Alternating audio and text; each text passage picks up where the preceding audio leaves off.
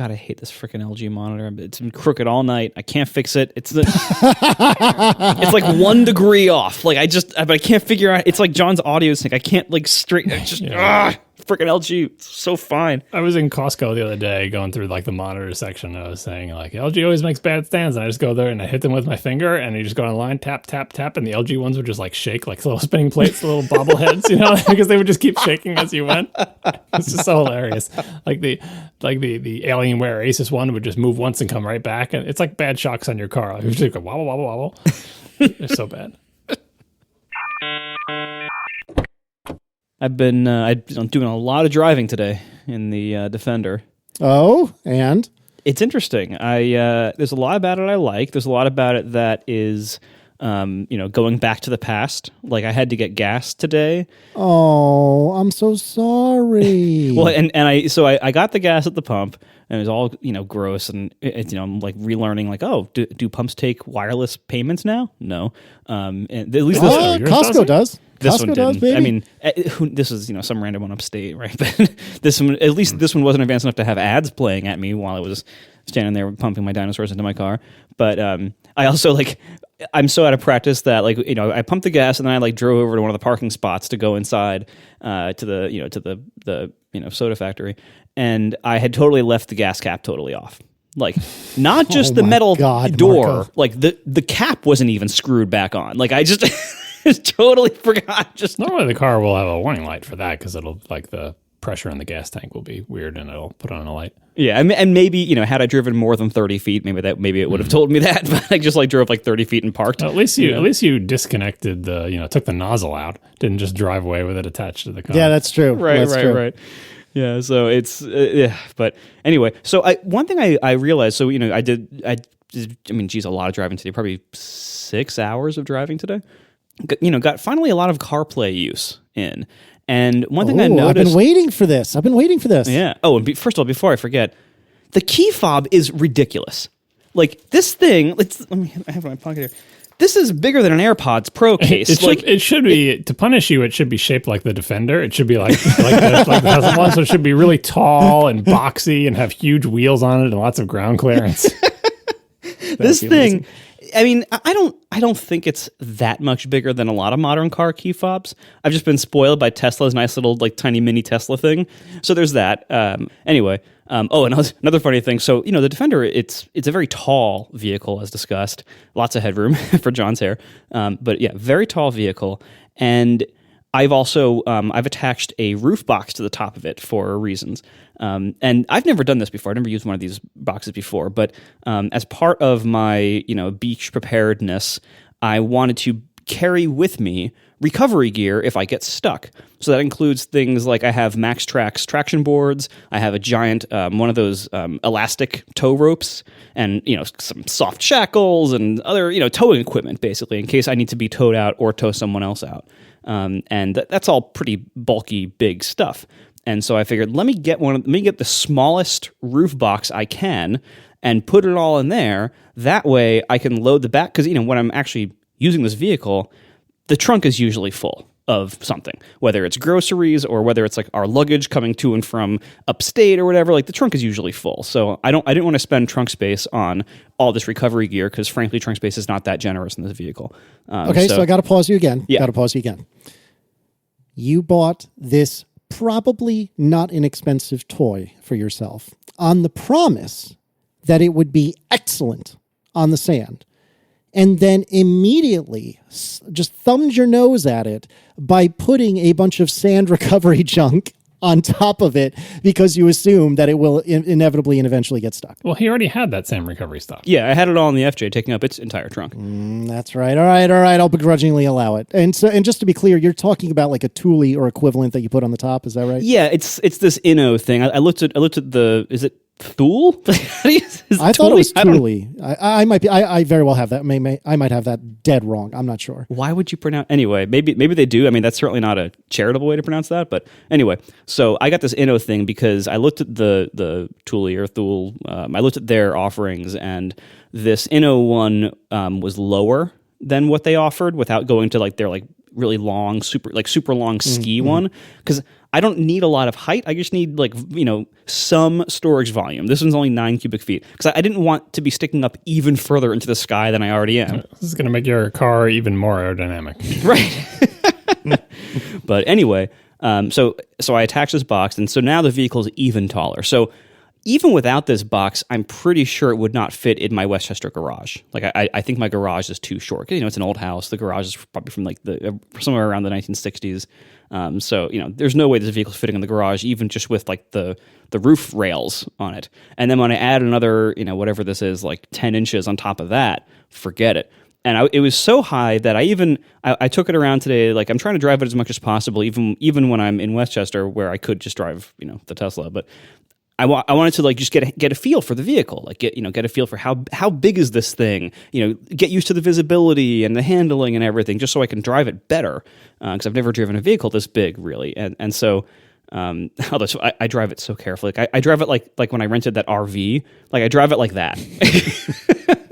But anyway, so I'm driving around town getting groceries and everything, and I'm like, can I fit under these parking garage gates? Like I don't even know. And like one of them, like I was pulled into the Whole Foods garage, and it says clearance 8'2", and I'm like, that doesn't sound that high. It doesn't look that high. I go under it really slowly. I'm watching through the sunroof, like watching the roof box, and like I cleared it, but I didn't look like I had a lot of free space.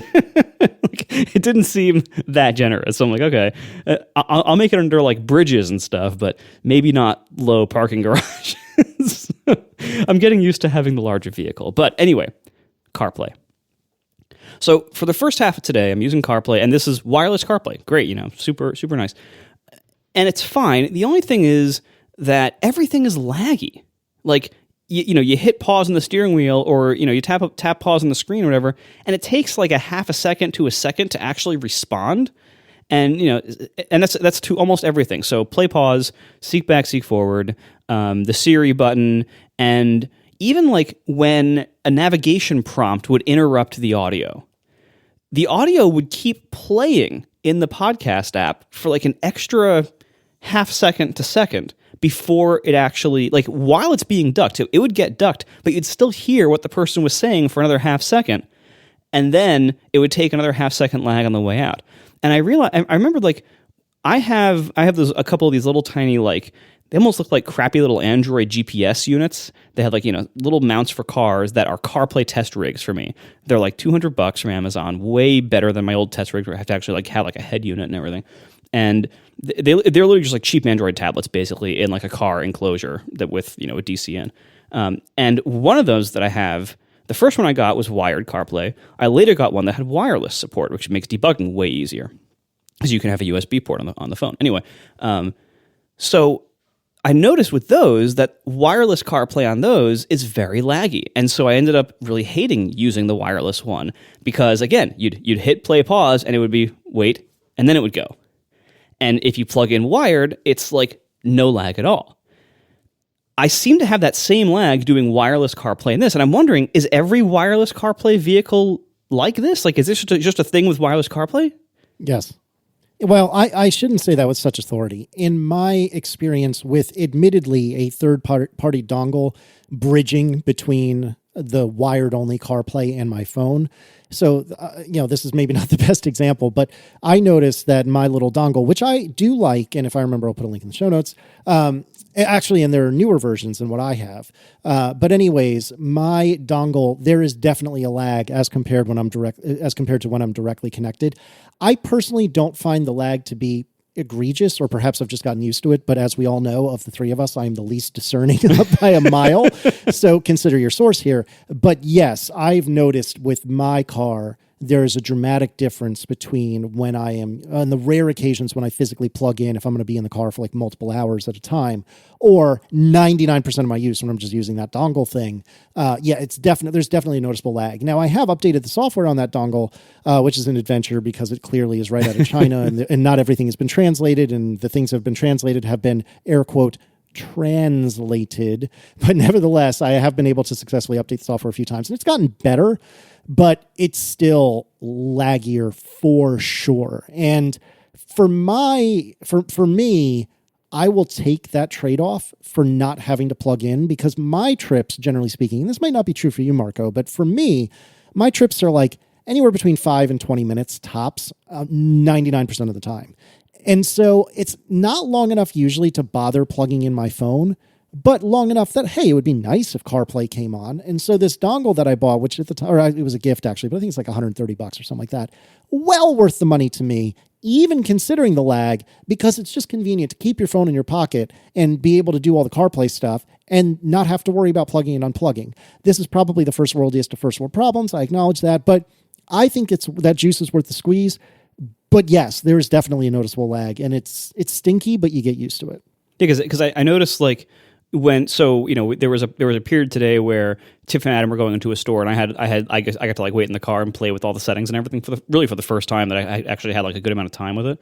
And I went through all the menus and played with all the settings, and I actually found there was a setting to turn off wireless CarPlay and to then force it to be wired. So I love that setting is there, so I got to try it like back to back, and it's night and day difference. Like when I turn it off, like when I'm wired CarPlay, it responds much more quickly than even Bluetooth in other cars. Like Bluetooth in the Tesla, which doesn't support CarPlay. Bluetooth there is kind of in between these two in terms of lag. And then wired CarPlay, it was like extremely delightfully fast. Like I was so pleased. I was like giddy, like how quickly it was responding to everything when wired. And then sure enough, go back to wireless and it's, very laggy and frustrating. And so I think I'm actually going to keep it wired for a while. Because again, as you mentioned, my usage pattern is a little bit different. Like I tend to go on a small number of long trips rather than, a high number of short ones. So for my usage pattern, I think it's probably worth the hassle to plug in to get that satisfaction of like having it be really nice as I'm using it, Plus having it charge while you drive, right? Yep. Totally. Yeah, exactly. So yeah, so I'm gonna play with that back and forth a little bit here and there, and maybe report back later. But I was kind of surprised, like, I would expect wireless CarPlay, like, they didn't, CarPlay didn't exist with wireless at first. So I would imagine, down the road when they added it, I would expect that one of the design requirements, if they're going to add it, would be no major downsides in the experience compared to wired. And I'd say it's a pretty major downside. Like it's laggy enough that it's weird. Yeah, I mean, again, maybe I've gotten used to it because I've had this dongle since around the time I got my first vaccination. So I guess it was like a little over a year now. And I definitely have gotten used to it, and it's gotten better, like I said. If I was in your shoes, I would probably plug in, just like you said. But seriously, if you set your expectations appropriately, and if you're not quite as discerning as Marco or John, then I think you'll find wireless CarPlay to be well within the realm of acceptable. But as much as I'm giving you a hard time, I don't disagree with anything you've said, and even I can notice that there's definitely more latency when you're wireless. Well, keep in mind the hardware in cars is pretty universally awful, like extremely behind the times, very old, very slow stuff. And Apple doesn't control both ends of this. If you want to know how fast Apple can do a wireless display thing, just use Sidecar on a Mac and an iPad, and it's incredibly responsive, right? Because Apple controls both sides of that. They control the hardware and the software on both ends. Here, they can require that the car makers support such and such a protocol on these ports with this thing and so on, but they can't control what hardware car makers use. And I continue to be amazed that no matter how expensive the car is, they are seemingly using like 386s inside there with like no memory, extremely slow. Like Tesla probably has the most powerful hardware of any car because they use semi-modern components, NVIDIA GPUs, so on and so forth. And even in that case, it can sometimes feel less responsive than an iPad, right? If Apple wants to do something for the car industry, instead of making a car, instead of trying to figure out self-driving, they could just, donate a bunch of old whatever chips to car makers because like they're just so much faster and more capable than what is in these cars. And I don't think, your brand of car has a particular reputation for having, very good infotainment hardware in it. Some brands are better than others, but it's grim out there. So I'm glad that the wired one works better, but I'm not shocked that the wireless one is pretty terrible. Well, and and there are some other considerations, like it's like when we send computers to space, they have to be extremely rugged and extremely reliable and be able to tolerate. Yeah, that's what the car makers say. That's why we're using 42 nanometer. But yeah, like in cars, like you have to tolerate huge temperature extremes. It has to work in the freezing cold and the super hot. It has to work in direct sun. Good luck getting your iPhone to work in direct sun for very long. There are different requirements there. And so I understand why it would be more more conservative there. I'm apparently the king of tangents today, and this is the show of the trios of the kings of tangents, but here we are. I have noticed, I don't know if this is something that's happened recently or I'm just noticing it more recently. Do you guys find that when you are outside, particularly in the summer, your phone or your iPad, I've had this happen on my 2018 iPad Pro and my iPhone 13 Pro, all of a sudden the brightness will collapse and it'll be considerably less bright. Yeah, that's thermal overloading. That's what I was going to say. I assume it cools down a bit, and then it gets bright for half a second, and then it gets back dim again. I don't feel like this is something that's been going on for long. I feel like this has happened in a semi-recent software update. Again, might be bananas. I might have this all wrong. No, it's just because it's August. That's what I was going to say. Maybe it's the time of year. This happens every summer because, that is the phone going into thermal protection mode, basically. There's a couple of levels to it. One of the levels is, oh crap, I'm getting too hot, turn the screen brightness down. And then if it still gets too hot, then you'll actually see it go into thermal shutdown where it'll show that little alert message saying, sorry, you can't use me right now. Okay, so I'm glad it's not just me. I appreciate it. Thank you. Okay, so going back to what you were saying, what do you think of the CarPlay experience? And I don't mean that flippantly. I know you've used CarPlay on occasion, certainly during testing, but this is, to the best of my knowledge, the first or one of the first real honest to goodness genuine uses out in the quote unquote wild. Do you like it? Do you think it's good? Are you somehow yearning for your Tesla for some reason? Well, specifically with regard to infotainment for some reason. What do you think of CarPlay as an idea? So when I, using the Tesla for the last 5-6 years, so almost 7 years, wow.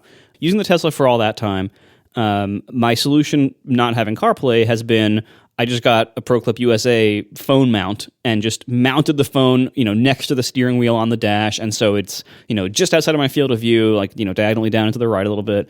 And I plug it in, so it's charging all the time. It communicates with the car over Bluetooth, so I have all that integration. So I just use Waze, my mapping app, on the phone as a regular phone app. And so if I have to bounce over to music or Overcast, I can do that, but it's not safe to be doing a lot of interaction with the phone. So the idea of CarPlay would be, hey, let's restrict what can be done. And optimize it for a larger screen with larger tap or wheel targets and fewer interactions possible. Don't show any kind of messages that could be distracting with text. So all of those benefits with CarPlay are there and are real. I do find though that it is a little frustrating how limiting it is, but in a way, that's good for me.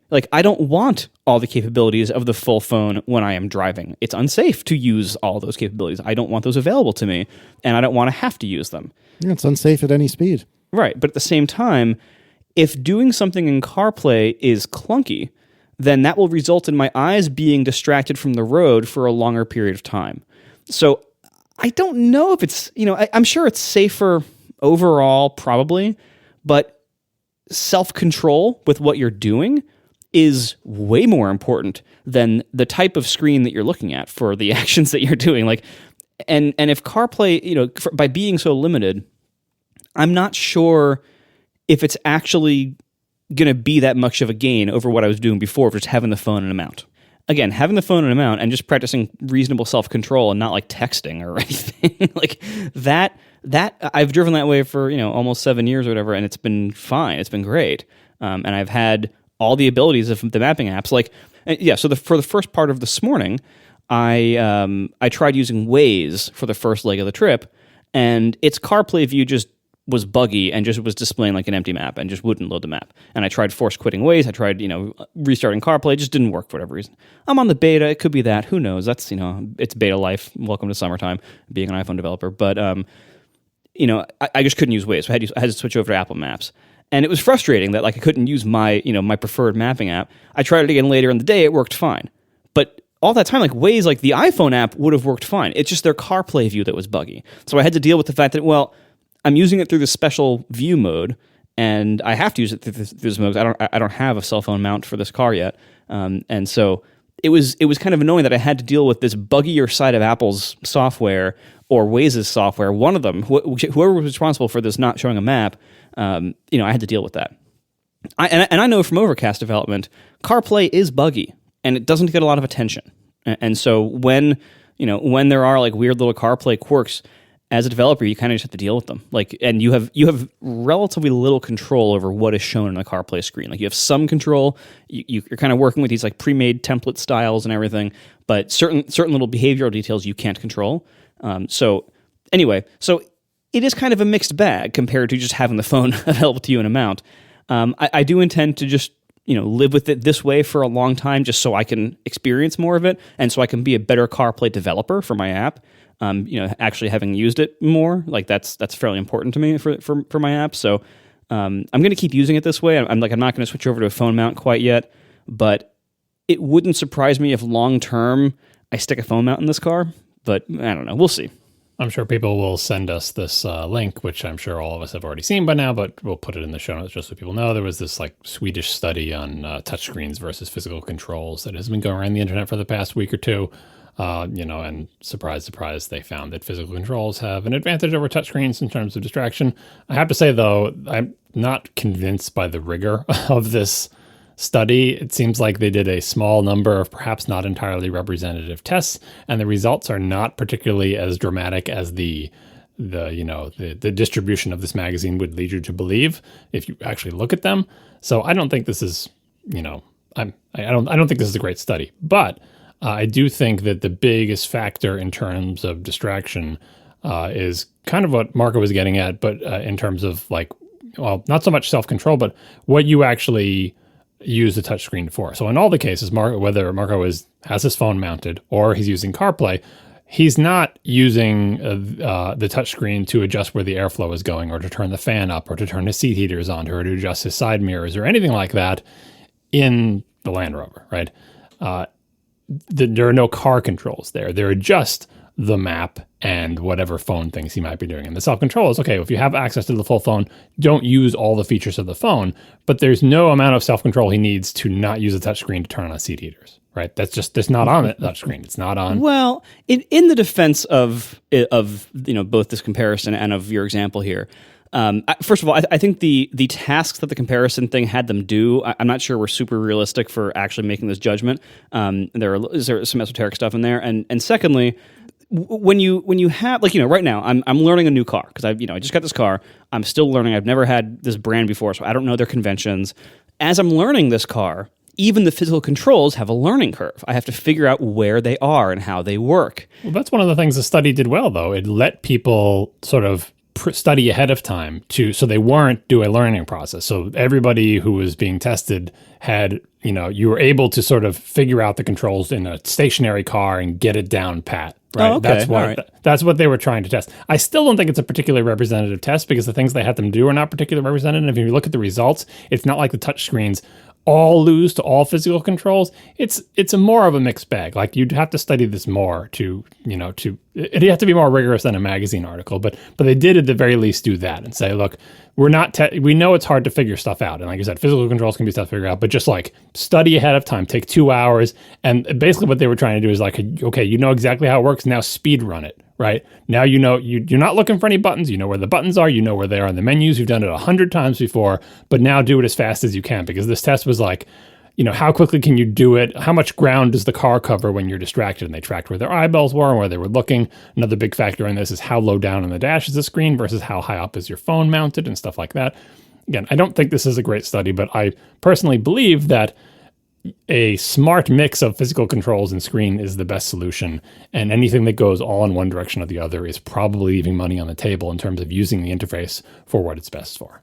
Yeah, but also, just to finish my argument, also, like, I when I learned the touchscreen in the Tesla over 6 years or whatever, I became very fast with it. The downside, though, and right now I'm very slow with the Land Rover because, again, it's unfamiliar to me.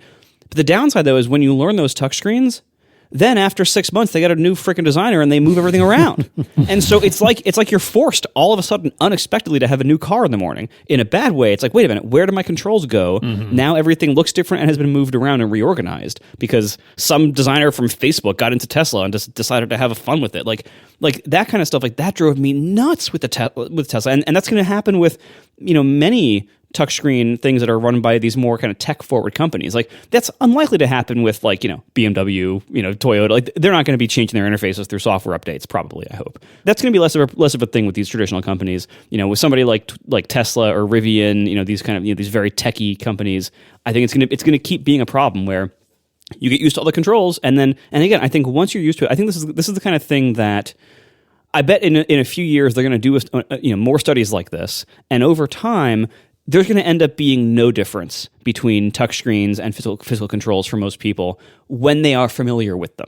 Yeah, I don't know about that because the big barrier. Well, first of all, there are things that touchscreens are just plain worse for. But even for the things where they might be is good, once you thoroughly understand where everything is, the problem they have is what I just talked about before.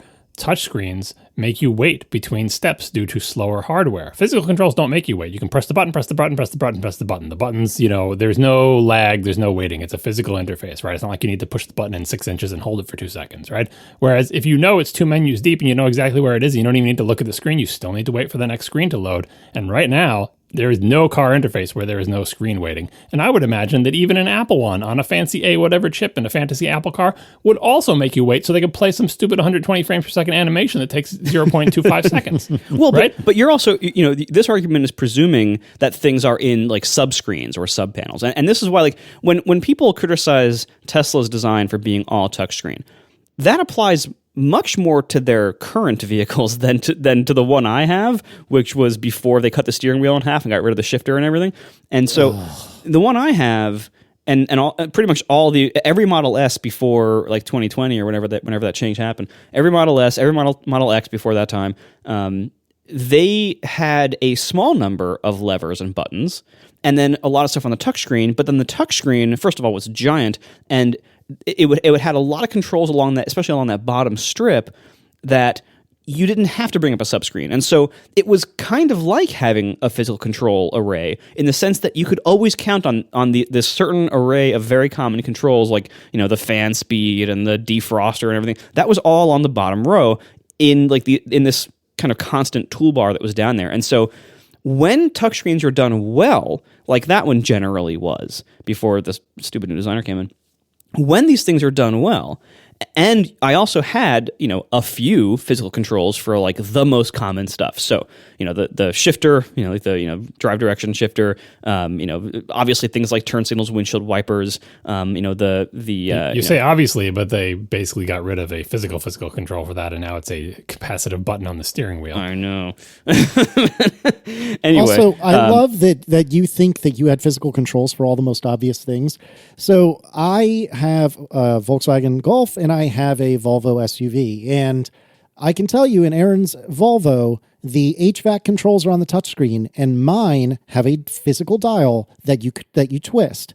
And only one of those cars can I adjust the temperature without looking down, and it's my car. In the Tesla, before the stupid software update last winter, in the Tesla you could have done that because the controls. You're just saying the controls are always visible. It was in the corner. It's right there. Like you can't. You could literally just like reach down and boot. Like I'm telling you, after driving one of these for many years, I was just as fast with that as I ever was with physical controls in any of my other vehicles. I call foul. I think that's the type of thing you need to test. But I can tell you, in car reviews, everybody hates it when the HVAC controls are touch. Yes, almost all the car manufacturers make them visible all the time. They dedicate a part of the screen to it. It never changes. And they even lay them out like physical controls. They're always there.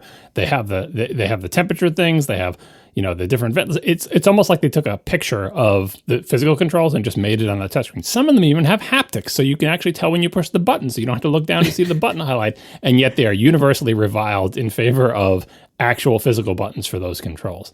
Is that just old fogeyism? Maybe, but these are car reviewers and they spend a lot of time in these cars. They don't just drive them for 5 minutes, right? So I'd have to think that there's something to the idea that even with no nesting, even with entirely visible controls, even with years spent in knowing exactly where it is, that it's still ever so slightly more distracting, slower to do the touchscreens. That may have to do with responsiveness. It could be if we get good haptic feedback on screens and they're very responsive and people have the confidence that when the same confidence they have of pressing a button, because when you press a button or turn a dial, there's that physical feedback through your body that gives you the confidence that you're doing the thing you thought you were doing, right?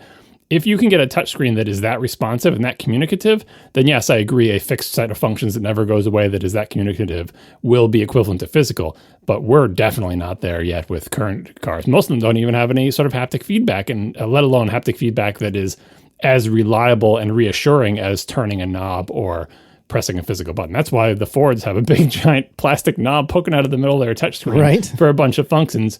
You know, I don't know what that's why they have it, but they do have that, and I think people like it, and car reviewers like it as well. I think that's a silly solution. I think it's better if you're gonna have physical controls, just don't shove them in the center of your screen. But whatever, I do think that the trend of putting more and more stuff on touchscreens, part of it is fads and fashions and looking high tech, but part of it is cost savings, and both of those reasons are not the right reason to be doing that. The only reason to be moving things to the touchscreen is because they're better in measurable ways, in enough measurable ways than the physical equivalent. And right now, that is not the motivating factor for touchscreens in cars. It's the other two things 90% of the time. Oh yeah, and I agree. Like physical controls, like I would rather have them, and they are the nicer and probably better option in many ways. But I think the difference between a control that has a physical knob or button versus a touchscreen that is well designed, where things are always in predictable spots that you can learn. I don't think that's that big of a difference, as much as you guys are saying. Oh, I disagree so much. Because I put it. And what would I know? I've only used these cars, for years.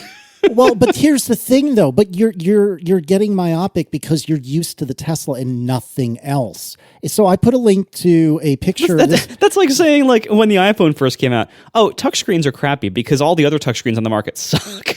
No, that's not what I'm saying. You could make a good one, like this. No. You're missing my point. So I put a link in the show notes. This is not my picture, but this is a picture of Aaron's Volvo. I'm sorry, an equivalent to Aaron's Volvo. And you can see in a huge font in the two bottom corners are the temperature, which just so happens to be 69 degrees. Nice. So those numbers never leave the screen. They are always there. Always. They are always there. And I find it so much easier to adjust the temperature on my car where I can blindly reach down and twist than having to tap that number and then reach up to the plus button that I know roughly where it is, but I have to plus or minus. That's a nested control. That's not what Margo was talking about. Yeah, like the old Tesla design, it had the up and down arrows right on the number. Like they're always there. And that's what I was saying. The car reviewers really hate that. They really hate it when the supposedly new Ferrari has touchscreen controls for climate, and they're the Tesla style, always visible, no nesting, no pop-up menu. Like it's again like just like you took a picture of the physical controls and painted it onto the screen. All right. I mean, I maybe I'm wrong, but the Volvo interface is bad because it's making you do a sub menu. That's terrible. Oh no, agree. I'm not trying to defend the Volvo interface. What I'm trying to say is I live this. I go back and forth. Several times a week, I'll be either driving Aaron's car or in Aaron's car, and then other days I'll be in my car. So I am going back and forth weekly, and I see and live the differences between the two. And for something like HVAC, oh my gosh, give me a physical control, please, and thank you. We are sponsored this week by Snap AR. Snap AR is an ecosystem of products, programs, and people supporting development, distribution, and discovery of augmented reality. Snap AR is built by, yes, that Snap Inc., the same company that creates Snapchat. Many people think of Snapchat, the first thing that comes to mind is the social platform for Gen Z. People can puke rainbows and grow dog ears and turn your expressions into cry face using AR and, share these fun moments with your friends. But Snapchat's parent company, Snap Inc., has also invested more than 10 years into the underlying AR technology that powers Snapchat. Over 250 million Snapchatters engage with AR moments over 6 billion times on the platform every day. And Snap has taken all the learnings from building the Snapchat platform to create Snap AR, an ecosystem that gives developers access to the underlying AR tech that powers Snapchat so you can use it in your own mobile apps. They have Lens Studio, an IDE designed to create best-in-class AR experiences for Snapchat, Spectacles, and mobile developers' apps. They have something called Camera Kit, an AR SDK that brings the power of Snap's AR camera to your app. Creative Kit, which enables one-tap visual sharing from a developer's app or website to Snapchat, and so much more. Snap AR powers experiences built by big brands like Puma, Live Nation, and Vogue to change how we shop, play, and connect with each other digitally and in real life. And they can also bring tons of value to various industries, including AR fashion, gaming, art, retail, immersive education, entertainment experiences, live events, navigation, utility, and beyond. AR use cases are as endless as your creativity can imagine. Learn how you can bring the power of Snap's AR platform into your mobile apps. Join the community and download Lens Studio, an IDE built from the ground up for developing AR experiences. All of this at snapar.com. That's snapar.com. Thank you so much to Snap AR for sponsoring our show. Let's do some feedback. I don't necessarily want to attribute this feedback. Do we want to attribute this feedback? There's no request for anonymity, but you can provide it. Optional anonymity. Okay, I am going to executively declare anonymity for this individual who provided the following feedback. I worked on the S3 team in the earlier years. We specifically changed the licensing for our docs to make it unambiguous that other products, even competitors, could clone the API. I think this was maybe 2009. Our director realized we had an opportunity to define the de facto standard API, as John articulated well. I think it was like 2 episodes ago. We knew it was a win for us when other products advertised an S3 compatible API. Not long after Google Cloud launched, they not only copied our API, but also error codes in parts of our documentation. This was all back before AWS even provided a supposed client library. The executive team didn't want to have to deal with version updates, library compatibility, etc. It took a long time to convince them that AWS should provide a client library with a dedicated team to support it. So thank you, Anonymous. And when they did, it was 19,000 lines of PHP or whatever the hell it was. Oh, goodness. All right. So let's talk about CarPlay navigation voice volume. And I'm not really sure what to make of this, or particularly the second half of this, but the first half makes sense. Daniel Finley writes, there used to be a setting in Maps to adjust the volume, but this has since been removed in iOS 15. And there's a old 9to5 Mac link that we'll put in the show notes about that. But John, tell me about the second half of this, which I'm a little confused actually, by. for the first one, it's fun because like the setting that used to be in Maps, apparently you can still search for it in settings and the match will come up. Nice. But when you tap the search result, it doesn't take you anywhere because the setting has been removed, right? All right, so this Josh Biggs has this feedback. Siri's volume on CarPlay can only be adjusted while Siri is speaking from the driver's side volume control on the steering wheel. So they're saying, like, of all the things that we tried, no. Not only do you have to change it while it's speaking, not only do you have... Well, we told you that.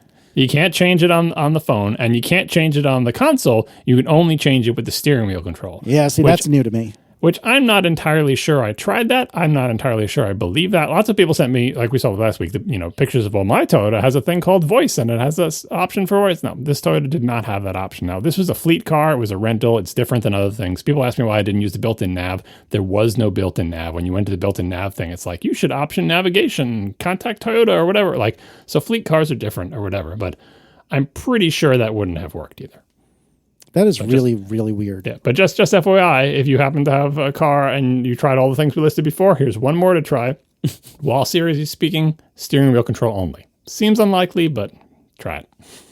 Yeah, if somebody can independently verify this one way or the other, I'd love to know, because I'm not trying to say that Josh Biggs is wrong, but that's the person who wrote in, but this strikes me as extraordinarily unusual. So Josh very, very well may be right, but I would love to have some independent Yeah, it'd be totally dumb if it was true, because what sense does that make? None. Right, exactly. It's not Josh that I have a problem with, it's Toyota. Matt Rigby writes, and actually, before I get to Matt Rigby's feedback, I would like to thank everyone for the kind notes about our baby, how do you get ready for a baby discussion. There were a lot of people that said some very, very kind things, and I will speak for all three of us in saying we really appreciate that, and that was very kind of you. Now, specifically with Matt Rigby's feedback, I'm writing on behalf of my partner who is a postpartum doula to say that postpartum doulas are a thing. They can fulfill a ton of the needs you touched on, especially for new parents who have recently moved and are without social connections or far away from family. or just for new parents who have trouble letting in someone they'd otherwise be asking a favor of. Unlike a birth doula, postpartum doulas work mostly with families once they're home from the hospital or have had the baby. They can assist with things like recommendations of medical specialists and local groups while you're too overwhelmed to look, basic coaching for new parents, coming over and running a load of laundry, watching a new baby for 30 minutes, bringing over snacks, prepared meals, etc. They usually work on a sliding scale that's, shall we say, cheaper than software developers. You can read more at dona.org, and we'll put a link in the show notes. Yeah, I can strongly. I didn't do a postpartum doula over here because I didn't frankly know those existed. But we did have a regular doula for the birth process and the lead up to it, and she proved to be extremely helpful. And they're basically kind of birth coaches. And they can teach you through the process. They can answer a lot of questions beforehand, and then during the process they can not only help you through it and coach you through it, but also kind of be an advocate for you in terms of what's going on medically and stuff. And that's also extremely valuable. So I can recommend looking into that if you can, and if you can find somebody good. It's kind of like getting a lawyer to represent you, or when you're doing real estate, what is it called? Like a buyer's agent. Like someone involved in the process who actually has your needs, who's actually representing you. And you would think, oh, my doctor has my needs in mind. But actually having a doula to advocate for you during labor and delivery is incredibly useful because they know what they're doing. They have experience with it. And you may not be, neither one of you may be in the best position to advocate for what you want and need in the strongest way. It's good to have someone with experience. And then postpartum doula, I also didn't know it was a thing. Yeah, I'm sure my wife did, but that's why we put this feedback in there. Now you listener know as well. So I think we might be able to avoid a 45-minute discussion about the app channels this week, but I would like to know, no promises, Marco. I would like to know how your test went of recording the 4K FiOS channel standby banner. To recap, we were unsure whether or not if you set channels to record the channels app, to record the FiOS channel that broadcasts in 4K, to record their hey, we're not airing anything right now, would that come through as 4K, yes or no? And you said you would give it a shot, and apparently you have. I did, and it's 1080. Now, it wasn't a broadcast. It was just the banner thing. So, and if you look at the banner, it lists a broadcast that is in the past. So I'm not sure what the deal is, but no, 1080 so far. I'll try it if I ever catch it in a broadcast. Yeah, I would like to. I would not be surprised necessarily if it did not record in 4K, but I did ask my buddy John about it, and I'm pretty sure he said that it should come through as 4K, but no promises. And then, so we got some really good feedback from Colin Weir that had a map attached to it that it makes my skin crawl. I'm offended by how awful this map is, but let me talk about the feedback. So Colin Weir writes, to get 4K over the air, you need to live in a market where your local channels have upgraded to ATSC 3.0. These deployments are few and far between, and much like cable, the content is not widely available. Even if your local network is broadcasting ATSC 3.0, most of the content is probably still 720p. And so Colin provides a link to a website where this god-awful map exists. And if you're not American, this probably won't be quite as offensive to you, but this map doesn't have any intelligible boundaries for the purposes of locating yourself. I understand these boundaries. Can you not find yourself on a map of the U.S.? I mean, roughly, but my state is not a wee little state like yours is. Mine is relatively large, and I don't live in a... You don't know where you are in that state? You're just somewhere in there? Looking at this map, no, I don't know where I am in this state. I think I'm in the orange section. You need to brush up on your geography. Maybe you get one of those Map of the United States puzzles where you have little wooden pieces shaped by each state. Yeah, we have it. I don't know where you are in the state, but that's, I'm allowed to not know. Yeah, because we don't live there. Well, anyway, I don't know. I hate this map. I viscerally hate this map. But be that as it may, this is useful feedback, and I do appreciate it. So do you live in one of these areas? Because I'm not even going to try to guess for you. No, so the three categories in the legend are on the air with ATSC 3.0. I guess that's the good one. It's like, you've got it. You've got ATSC 3.0. Good for you. That's orange. Then readying broadcast is blue. And then announced target market is blackish or dark blue. Both of those colors mean you don't got it. And it's just a question of when will it come? Who knows? And then there's gray areas, which is like not even on anyone's radar. No timeline announced. Tough luck to you. My island is gray. Yeah, where I live is blue, which means readying broadcast. So I don't know how long they're going to be readying, but who knows? Colin continues, the best way to get high quality 4K content is to have it fall off a truck. Yes, we all know that. Most non-4K over cable is probably 3 to 4 megabits. Netflix 4K stream is 25 megabits, and Blu-ray is around 60 megabits. I'm assuming that's per second, to just give you an idea of the relative qualities. So Mike C. Wells in the chat has given me a link to a different part of ATSC.org where it says all 7 of Richmond Petersburg's full power local television stations have begun broadcasting with the next gen, aka ATSC 3.0 signals. So apparently such a thing exists here in town. I had no idea, but that does indicate to me that I was able to read the map and say that I was in the orange section. So You were in one of the orange things. Good for you. All right.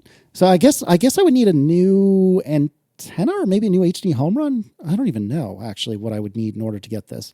Somebody tell me. Reach out via Twitter. All right, moving along. Let's see here. Okay, so audio and video sync. We got a lot of feedback about this, including from former feedbacker Matt Rigby from just a few minutes ago.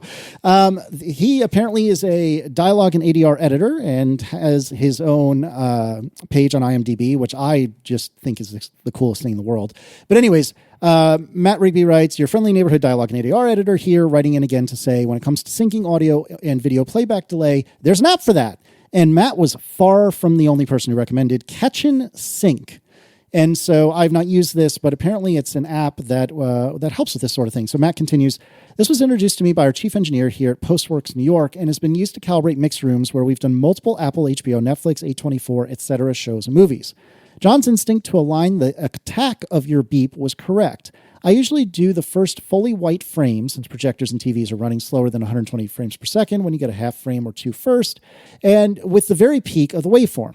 Oh, and for your edification, it took me 2 to 3 years of doing this full-time professionally to be able to reliably tell which direction something was out of sync and move it correctly. And still about 1/3 or so of the time, I'm wrong on the first try.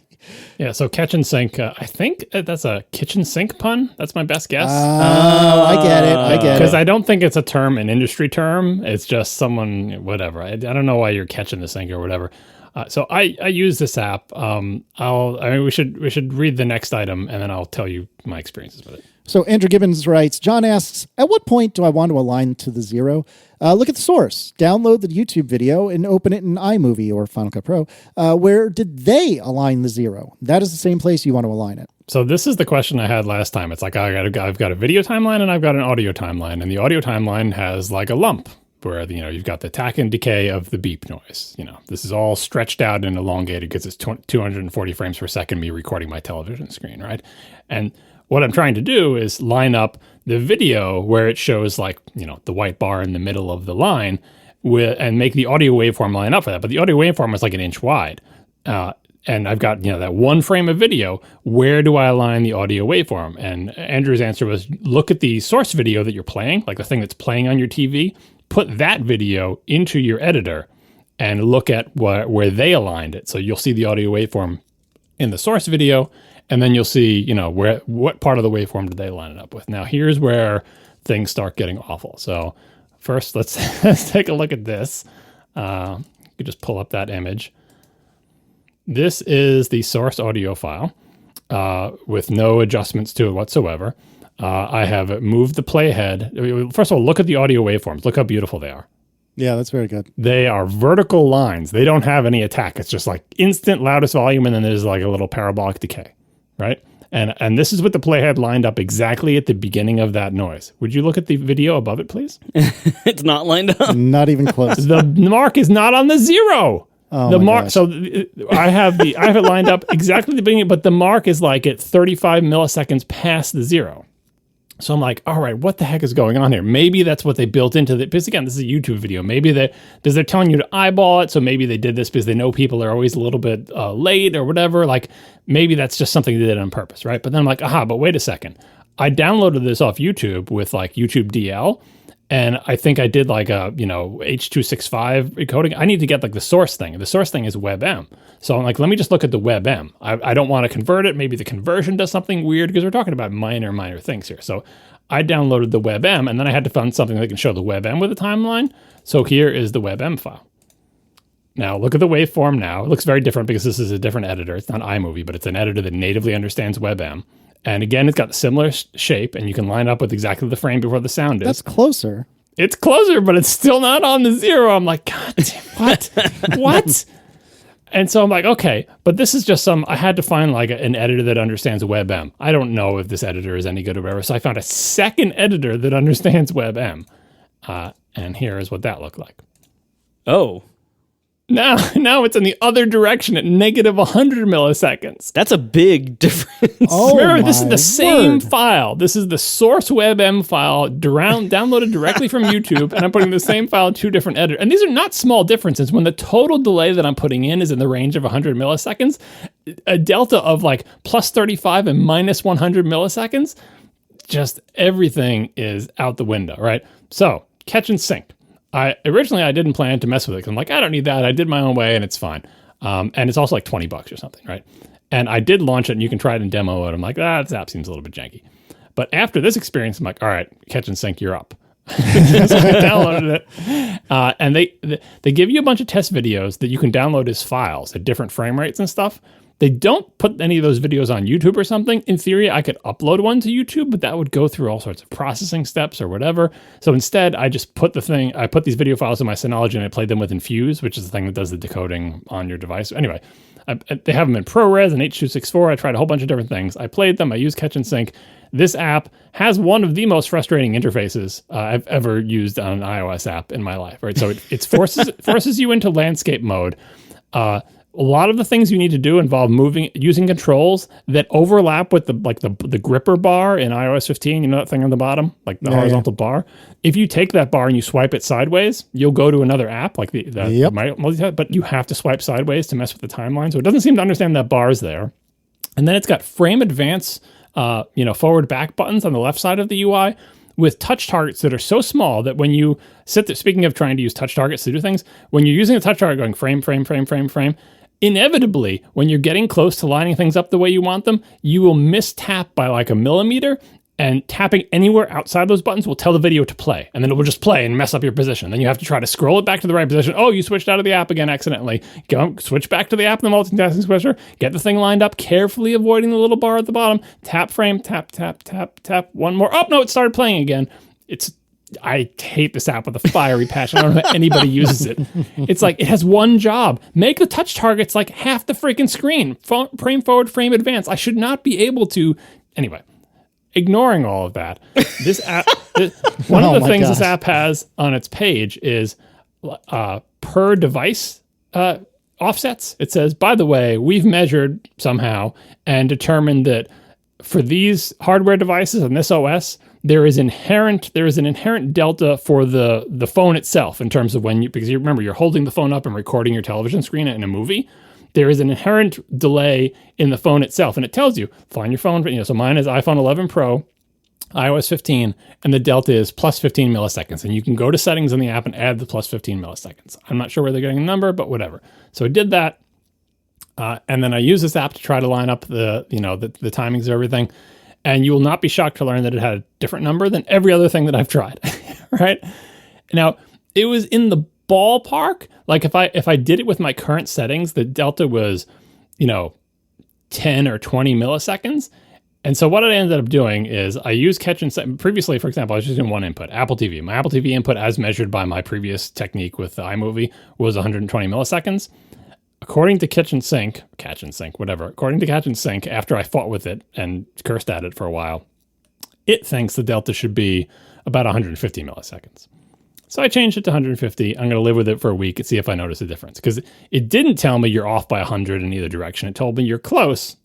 But, and again, this is with the 15 milliseconds like inbuilt delay that I did according to this webpage that tells me you should do that for an iPhone 11 Pro. All of this is very frustrating because there are so many pieces of hardware and software in the chain, and what you're doing is such a fine adjustment, right? That any kind of thing that adds a little bit or moves a little bit or is a little bit off just throws the whole thing off, because the margin of error is equal to the size of the adjustment you're making practically, which is one way of telling me, don't worry about this. It's probably not that big a deal. But, I did notice when it was off, and I did notice when I improved it. More updates next week. Oh my gosh. All right, continuing, Joshua Scholl writes, executive summary. For lip sync, try to err on the side of audio slightly behind the video, preferably 10 to 20 milliseconds. Joshua writes, I work in the cabin automation industry. We design and build computerized systems that go in aircraft and attempt to marry up modern technology features like Bluetooth, Wi-Fi, HDMI, etc., with the Byzantine FAA certification process so that billionaires can have surround sound and watch Netflix on their private airplanes.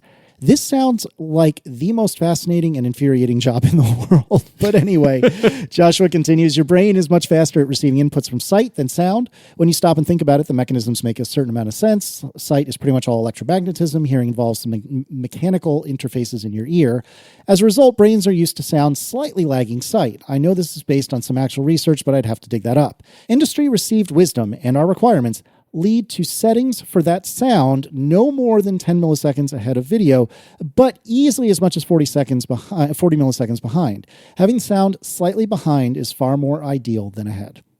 So this is interesting advice in terms of, hey, if there's gonna be a margin of error, try to err on the side of the sound lagging. I'm not sure I entirely buy the reasoning here, though. Like, the thing about, okay, well, you've got air pressure waves have to move your eardrum, which moves little hairs inside your ears. Like, that's all true. And the electromagnetism interface for eyes, in theory, could potentially be faster. But here's the thing.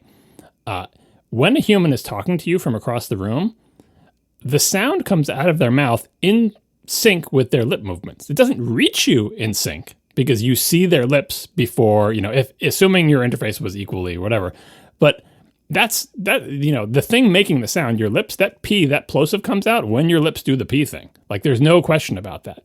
So one way to think of this, and I think it is a reasonable way, is to say your television should act like a person. When the person on the television makes a plosive with their mouth, that's when the P sound should come out of the television. And if you're seated really, really far away from the television, yes, the sound will get to you later than the light does, right? Because of the speed difference. But that's exactly the same as it would be if a person was over there. That being said, I think what most of us are used to may not be that. Because when we watch someone on television, first of all, half of it's ADR, so there's not even a connection between the person's lips and what they're saying. But second of all, that's why I was saying adjust it when you're on your couch.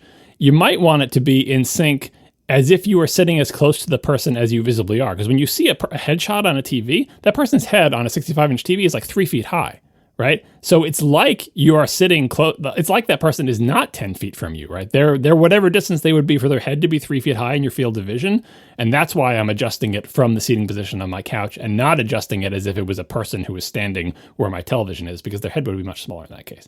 Anyway, this is a very complicated topic. I'm glad to know the wisdom that, hey, if you got to err on one side or the other, make the sound lag. And that's kind of why I'm trying the 150, because that's a little bit more delay in the sound, and I'm going to see if that feels better. All right. Tell me about TiVo ad skipping, if you please. I wasn't being fair to TiVo. My wife informed me that if you have the new interface, which I don't like, TiVo will auto-skip ads. It still won't do it on the iPad app, which is annoying, but only my old downstairs TiVo won't do auto-skipping, but the new interface will. If I had known this was more TiVo love, I wouldn't have admitted it into the show notes.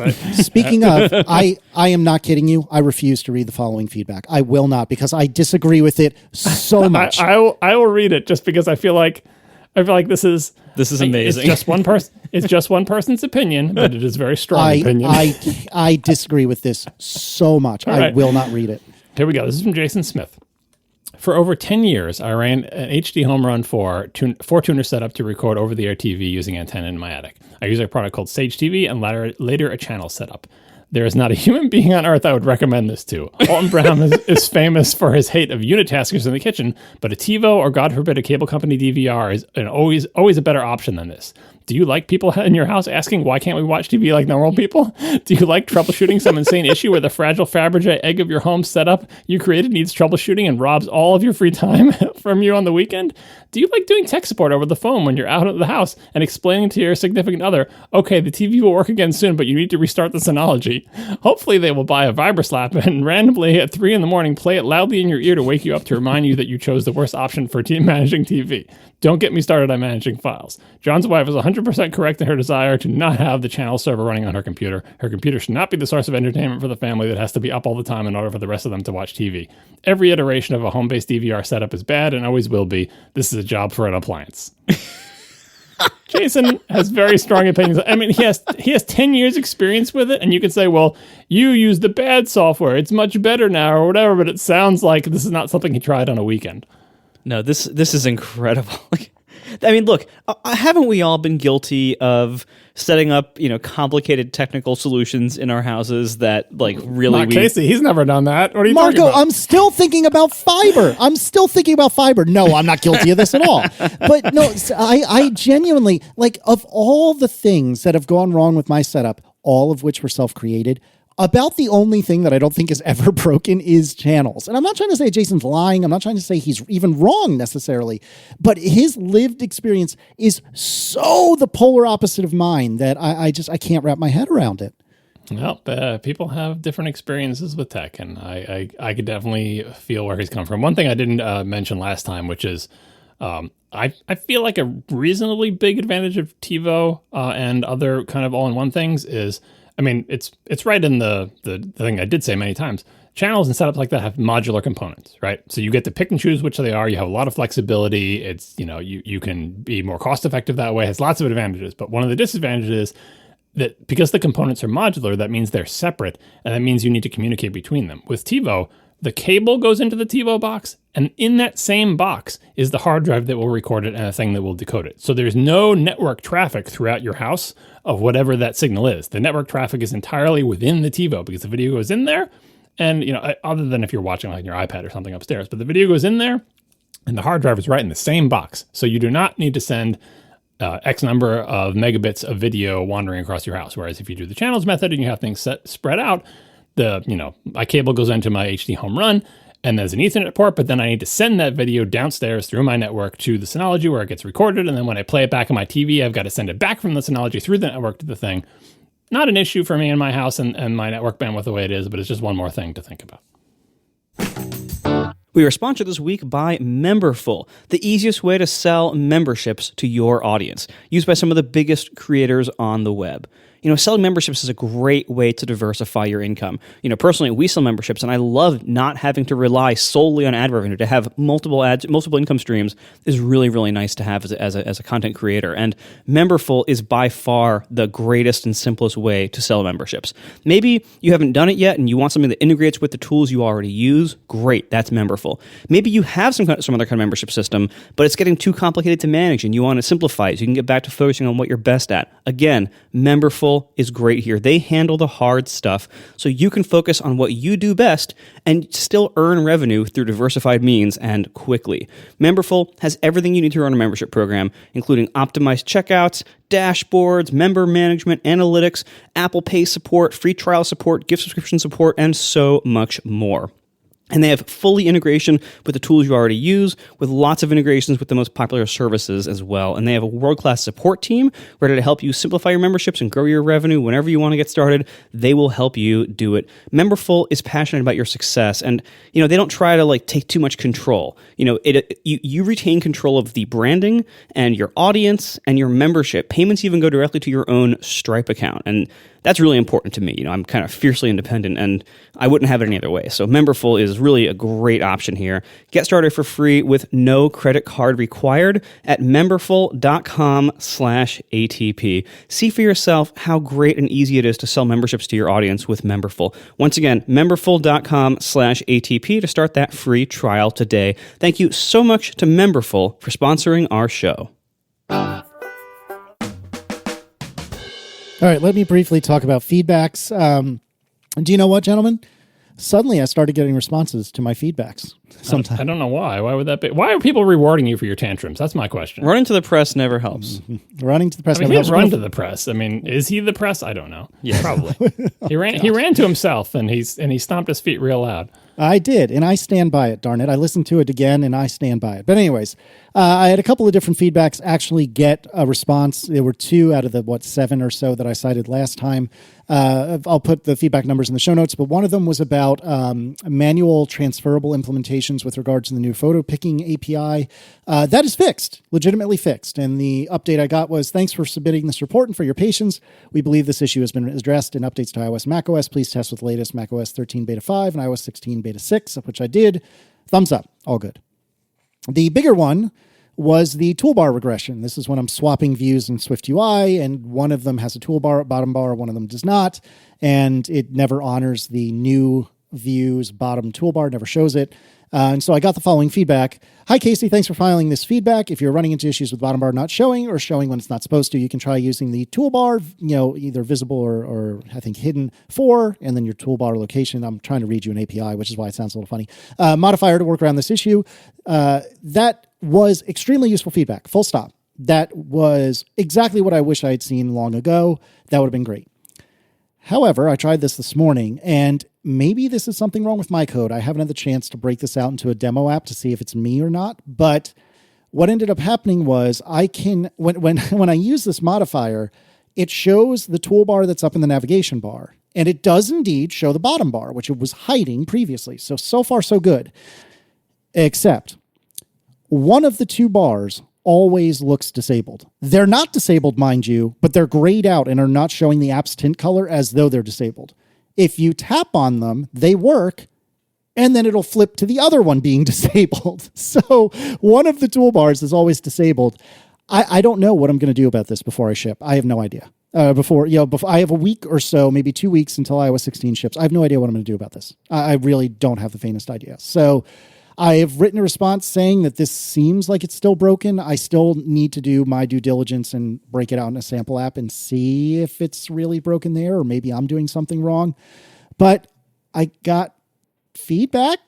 Hey, Yay. look, compared to where we were and where most of our bugs are. I mean, look, and I have great news too. The one bug I was really tracking all summer that actually, I filed a couple of like enhancement requests that I know those just go right in the trash. But I figured at least there's this one that's actually a bug that I talked about last week about, the tint color not applying to the navigation split view buttons.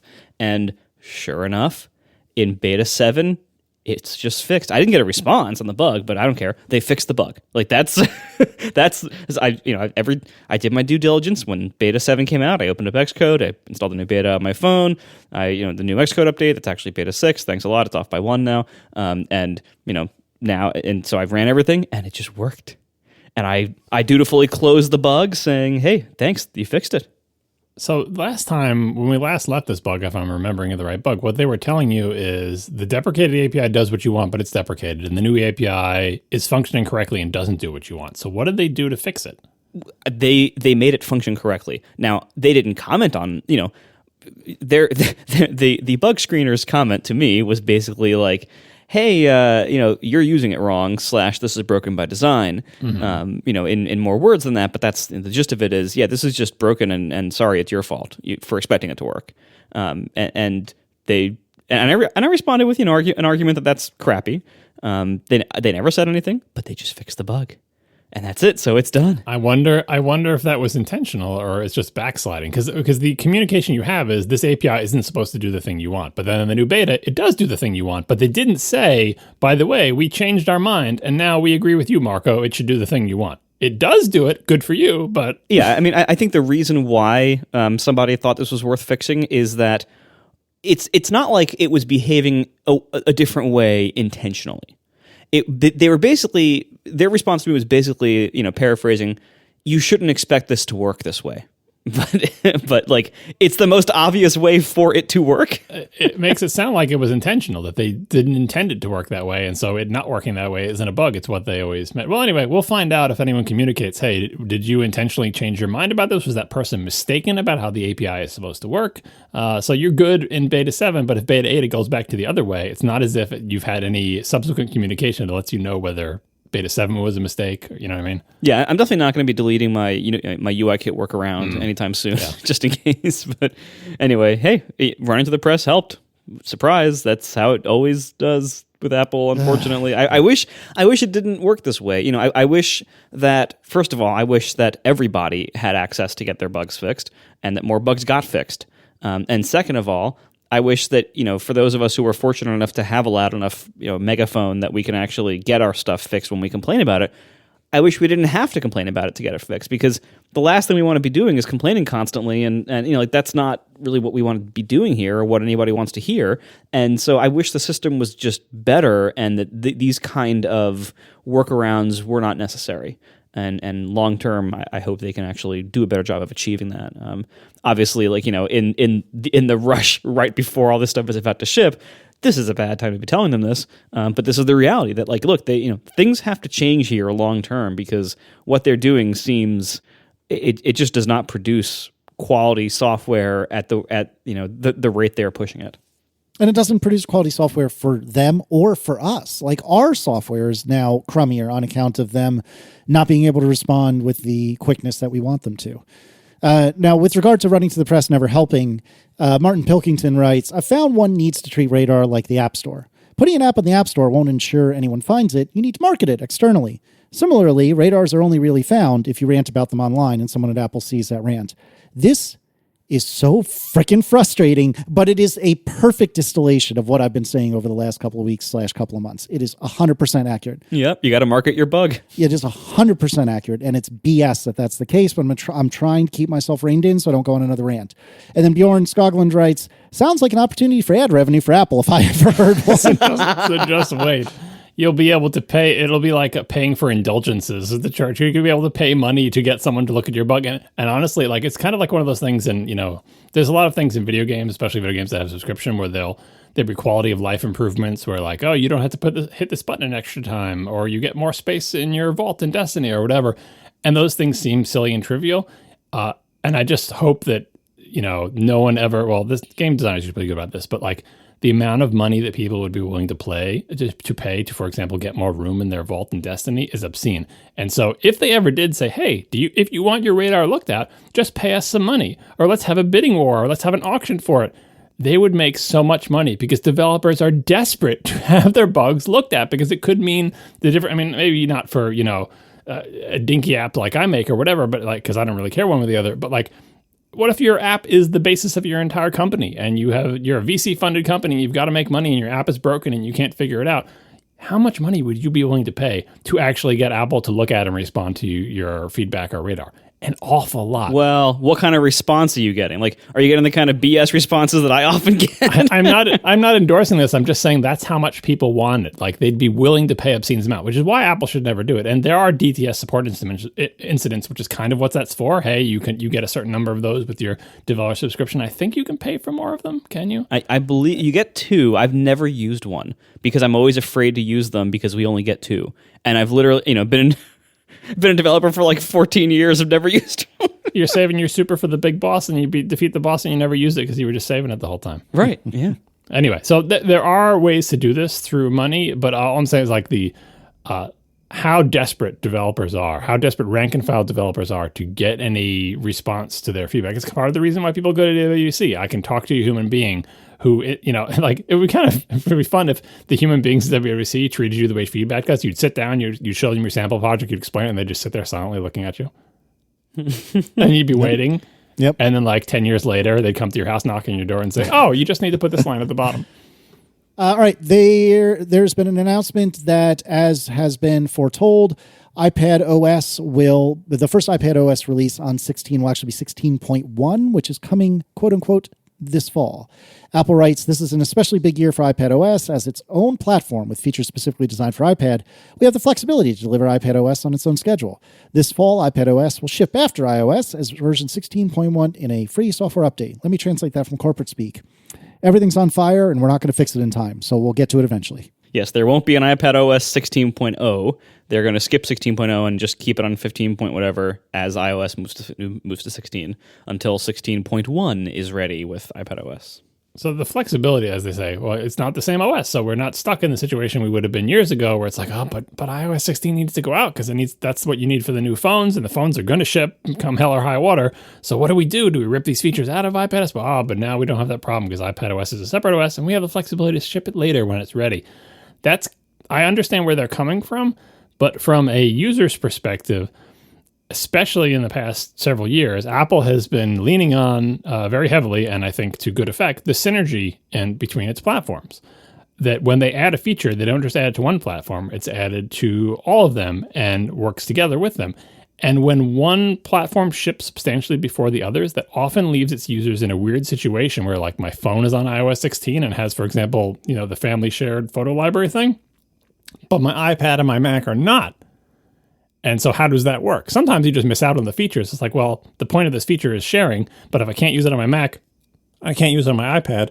Yes, it's good that the shared library works between me and my spouse on my phone, but I can't do any editing on my Mac, and do I even want to do the shared library like that? And then you have situations like they did, I don't remember if it was Notes or Reminders or one of the others, where there's like a one-time, one-direction upgrade of your database backing for your thing.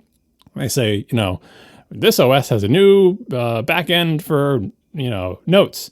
If you upgrade this, you won't be able to see these notes on old devices. Do you want to upgrade now? And if you say yes, now you've like got this split brain scenario where some of your devices see one set of data and some of your devices see the other. So although I endorse not releasing the OS when it doesn't work and Stage Manager is a big mess, that's better than nothing. I'm sad that the one feature that I'm looking forward to, I can't even use on my phone on my iPad, let alone my phone on my iPad on the Mac, because the phone's going to get the update and then the Mac and the iPad potentially months later. And that's not a fun experience for me. And obviously Apple's not doing this on purpose. I just feel like there are still more kinks to be worked out in terms of Apple correctly sizing their releases based on what they think they can actually achieve. And it seems like they were overambitious with their expectation that Stage Manager would be in a shippable state in time. Yeah, I mean, honestly, based on everyone's reviews who are using it heavily, like all the iPad power users and stuff who are really giving it a good try, it seems almost similar to the problem with the Mac settings app in the sense that they demoed this at WWDC. They made this like a headlining thing, but it really seems like Stage Manager is really not ready to ship. And frankly, I don't know if it's going to be ready, another month or two later. It seems like this is possibly like another year before this really probably should have been released. Again, see also System Settings app. And by the way, like we haven't heard yet anything about macOS, but I think it seems very likely that macOS will probably have the exact same delay for many reasons, including. No, but macOS was always targeted to October. It's always been like macOS hasn't been released at the same time as the iPhone OS for iOS for what, 5 years, 6 years? It's been a while. Oh, okay. But yeah, so anyway, it does seem like this year's releases, there's a lot in them that probably needed more time, like probably needed another year. And I don't know what that says about what's going on there. I mean, maybe I think I said this before, but I think we really need to remember that during the last few years, there's been massive disruption to their workforce with the pandemic and with work at home and, some of the turmoil going on with, certain internal issues and internal, conflicts and scandals and stuff. So there's been so much disruption, and they've done a really good job overall of hiding that from us. But, this disruption has happened, and their work has been affected. And so I think this is that, finally coming home to roost, that this year's releases, the core of them seems fine. Like I've been using the beta on my phone all summer, and it's not, it's not crashing or anything. The battery life is mostly recovered. It's fine. Everything, like the core stuff is fine. But the list of new features this year was pretty small. And you look at something like, Stage Manager or the System Settings app, and like, wow, like the big feature that they demoed is kind of not ready, and looks like it won't be ready in the near future. And I think that we're just seeing like, they're human too, and this cycle, through all the pandemic stuff and everything, has been tough on them, and they haven't gotten done everything they probably wanted to get done. That being said, if things are in this bad of a state, somebody should have made the call this spring to say, this is not going to hit in time for this year. This is not going to be good enough in time for this year. So let's punt it till next year. And they didn't do that. And I think that's going to bite them really hard this fall as these features, ship in some form and just are really rough. And I don't see any evidence that Stage Manager or System Settings on the Mac is going to be really great, even if they ship it on, the day before Christmas. Like the fall goes until, December 22nd or something? Like, they could ship this right before Christmas. I still don't think that's going to be enough time. Yeah, the interesting thing about Stage Manager, from what I've read about it, I mean, I have iPadOS 16 on my iPad, so I've been using it a little bit, but most of the complaints that I've seen from the people who are just really diving into Stage Manager and the iPad power users are not that, like, Stage Manager is crashing or is buggy. It's that they don't like how it works. And the changes, such as they are from beta to beta, and just the way that Apple's designed it, makes me seem like the main problem with Stage Manager is they've made the wrong decisions about how it should work.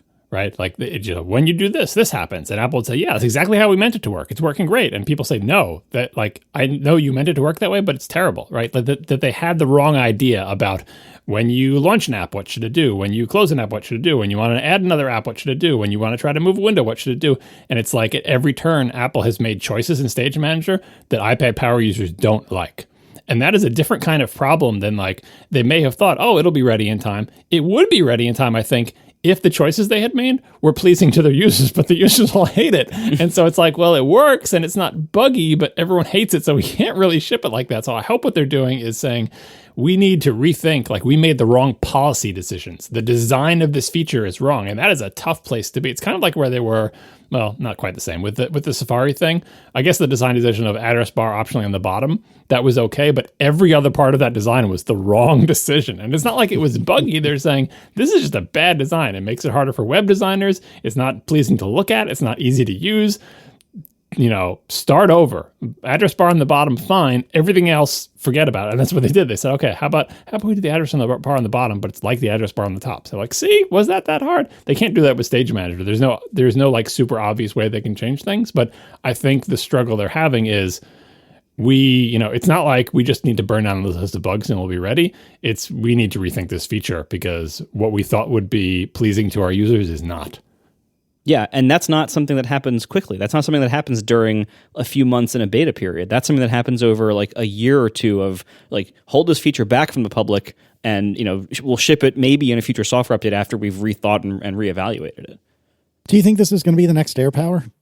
You think they're actually going to pull it? You mean? Yeah, I mean, I don't think so, but it sounds like it's real. I have not used it. My iPad's too old and busted, but I don't know. From what I've heard, it's not in a good spot, like you were saying. I've used it, and again, I'm not a heavy iPad user, so that my usage of it doesn't matter much. But I've used it, and it's fine. I don't prefer it. It like the way it works, even for my very simplistic cases of having like 3 apps that I'm switching between, and maybe have 2 on the screen at once. I don't like it very much, and I frequently turn it off and just do like a split view or something. But again, I'm not a heavy iPad user. Frankly, I would be surprised if. Well, I guess I was going to say I'd be surprised if they pulled it. It's easy to pull. Yeah, well, it's easy to pull technically. It's not easy to pull like ego-wise. Like it would take a lot of swallowing egos and a lot of like facing the music for people, if they actually did pull this before release. That being said, if it's really like given how the iPad power users are receiving this over the summer, and as you mentioned, like things that aren't just bugs, that are actually just like design choices that people aren't liking and that aren't working for people, like behavioral choices that aren't working for people. That's a hard thing to fix in a short time under pressure. When you're facing that kind of thing, pulling it and possibly bringing it back in the future is what you should do. And so I think they really and again I would say all of this exact same thing about the Ventura system settings app. I think the right move is to pull that and just ship the old app and whatever very few differences there are. Network location, you got to fix at least one thing. Well, just delete it. I mean, that's what they did in the new one, right? They just left it out. Maybe. But yeah, so anyway, I think it would be less work and would result in a better outcome if they pulled both of these things for this fall and just put them back in the works, polish them up, decide whether to ship them later, for next year's releases. But in neither case do I think these things are going to be shippable by November or December. Well, so if I had in my magic envelope, here is the correct policy decisions for all of the interactions in the Stage Manager, and I threw that to Apple, they could implement those decisions in time because, they have the functionality. It's just like a question of when I do X, what should happen? And it's a menu of possible things that could happen, all of which the feature already does. It's just a question of which one of the things that you do. The problem is I don't think they don't know what's in that envelope. They don't know, well, how should it work? And this is not a good place to be. It's like, we don't even know how it should work, let alone getting it to work the way. But I mostly use Stage Manager. Again, I've used it on my iPad and played with it or whatever, but I'm also not a big iPad power user. But I've used it on the Mac a lot. And remember, according to that rumor/inside story, this is a feature that grew on the Mac originally. And I have to say, on the Mac, it fulfills its role in such a superior, more straightforward way by giving you essentially spaces without spaces, little subgroups of windows. And the reason I think it works so much better on the Mac for that purpose, if that's what you want, is because, well, two things. One, it is solving a problem that the Mac has, which is if you don't want to manually manage a bunch of windows, it doesn't have a lot of tools for you to sort of manage subgroups of windows other than Spaces, which is intimidating to a lot of people and is kind of a heavyweight solution and has its own set of problems in terms of not kind of similar to Stage Manager, kind of determining like, well, when I click on this dock icon, where does this new window open? Is it going to switch me to another space or whatever? Stage Manager on the Mac does a little bit better in that. And the second thing is it doesn't have, it fits in well with the basic Mac model of there are windows that are rectangles. You can resize them from all the edges. You can move them wherever you want. Stage Manager just says, yep, you can do that with Stage Manager too. All we're doing is essentially taking subsets of windows and shuffling them in and out in front of you. And you can see the little subsets, or you can hide that thing, and you can move windows between them, but there's nothing else weird you have to learn. The windows are the same as the regular windows. They have window widgets on top of them. You can move them and resize them exactly as you do all the time. If what you want are subgroups of windows that you can shuffle in and out, Stage Manager more or less provides that for you. On iPadOS, it's like they took the Mac feature and said, well, we can't just bring that to the iPad because the iPad's got its own way of doing things. We can't just let people move windows wherever they want. We have to snap them to both different certain sizes and certain positions. So now we have to implement a policy to say, because iPad apps don't expect to be all sorts of random sizes. They just expect to be these 3 different size classes. And we can't even let iPad users move windows because what if they move them and only a sliver is visible and they can't grab that sliver with their fat meat fingers? So we have to make it so that the windows carefully arrange themselves into a pleasing arrangement. And we can't have too many windows because we don't have a lot of memory, even though we implemented virtual memory, but never mind, you can only have 4 windows at a time. And so what happens when you add another window? And like, it's like the team that has, like the instincts of how an iPad interface should work. The positive example of that is how they did cursor support. They took cursor support and they iPadified it. And I think they did an awesome job. But those same instincts and maybe even that same team said, we have the Stage Manager feature on the Mac, iPadify this. And I think just the allergy to making window widgets or making it like the Mac or allowing iPad users to arbitrarily resize their apps or arbitrarily move them has made them so compromise this feature on top of the apparently inherent limitations of how many windows you can have at a time, which in theory have a technical foundation that's causing them not to allow you to go hog wild with windows, has made the feature very limiting, very frustrating. And then within those limits, when you take an action where you expected something to happen like, hey, this new Safari link that I tapped in my note should open a Safari window in my current Stage Manager thing, not chuck me to another one. When that doesn't happen for technical reasons or whatever, or when you try to arrange windows so they're pleasing and you move a window with your finger and it snaps back 3 inches but says, no, don't you like it better like this? And you go, no, I didn't like it better like that. I moved it there because I wanted it to be there. Don't move it back on me. All of that has poisoned this feature that I think, not that it's better suited to the Mac, because the Mac doesn't need this as much as the iPad does. The Mac already has a way to arrange windows. This is a additional boon to the Mac for people who didn't have this feature before, whereas I feel like it's almost like a life preserver to the iPad power users who desperately need something that lets them do this. Something that lets, Viticci talked about how when he went back to using like the old thing, slide over and all that, so that set of very limiting rules that iPad users railed against for many years, it's like that felt like relaxing to go back to that because at least it was a set of rules he understood and at least he could manipulate it to get what he wanted. Whereas with Stage Manager, I felt like no matter how much fighting with it, he couldn't get it to do what he wanted. And that's a damning assessment because the whole point of Stage Manager is supposed to feel like you have more flexibility than that very limited slide over. When slide over feels like the relief from Stage Manager, things have gone terribly wrong. So is it going to get pulled forever or no? I don't know. I think it can be saved if they figure out the right policy decisions of how it should work on the iPad. And I think that the only real technical barrier is, should we, is someone eventually going to say, hey, apps that are on the iPad have to handle being resized in arbitrary windows? That may be a big ask and that may take years to come around, but I think it's inevitable that if you really want the iPad to be able to do what it deserves to do, you can't constrain every single iPad OS app window to the size classes that we've known. I think that's fair. I don't know. We'll see what happens. But it's interesting. It's interesting for sure. All right, one other quick thing I wanted to briefly make mention of, and then we can move on. There was a hack that Plex announced this morning as we record Apparently, this was reported in a bunch of places, including 9to5Mac. Plex wrote, "We want you to be aware of an incident involving your Plex account information yesterday. While we believe the actual impact of this incident is limited, we want to ensure you have the right information and tools to keep your account secure. Yesterday, we discovered suspicious activity on one of our databases. We immediately began an investigation, and it does appear that a third party was able to access a limited subset of data that includes emails, usernames, and encrypted passwords. Oy.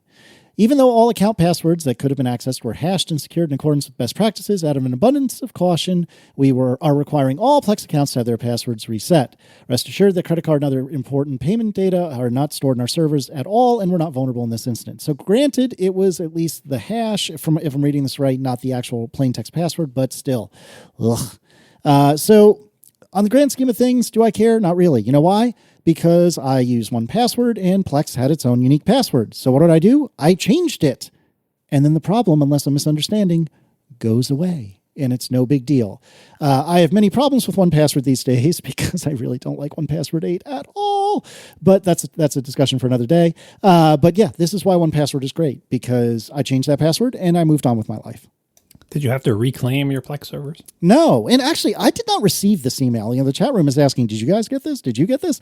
I didn't actually receive this email myself. I'm reading from 9to5Mac, which is a little bit alarming, but nevertheless, no, I reset my password this morning. I didn't see any of the self-issued DDoS that people were getting. Apparently everyone was trying to reset their passwords at the same moment. I had no problem with that.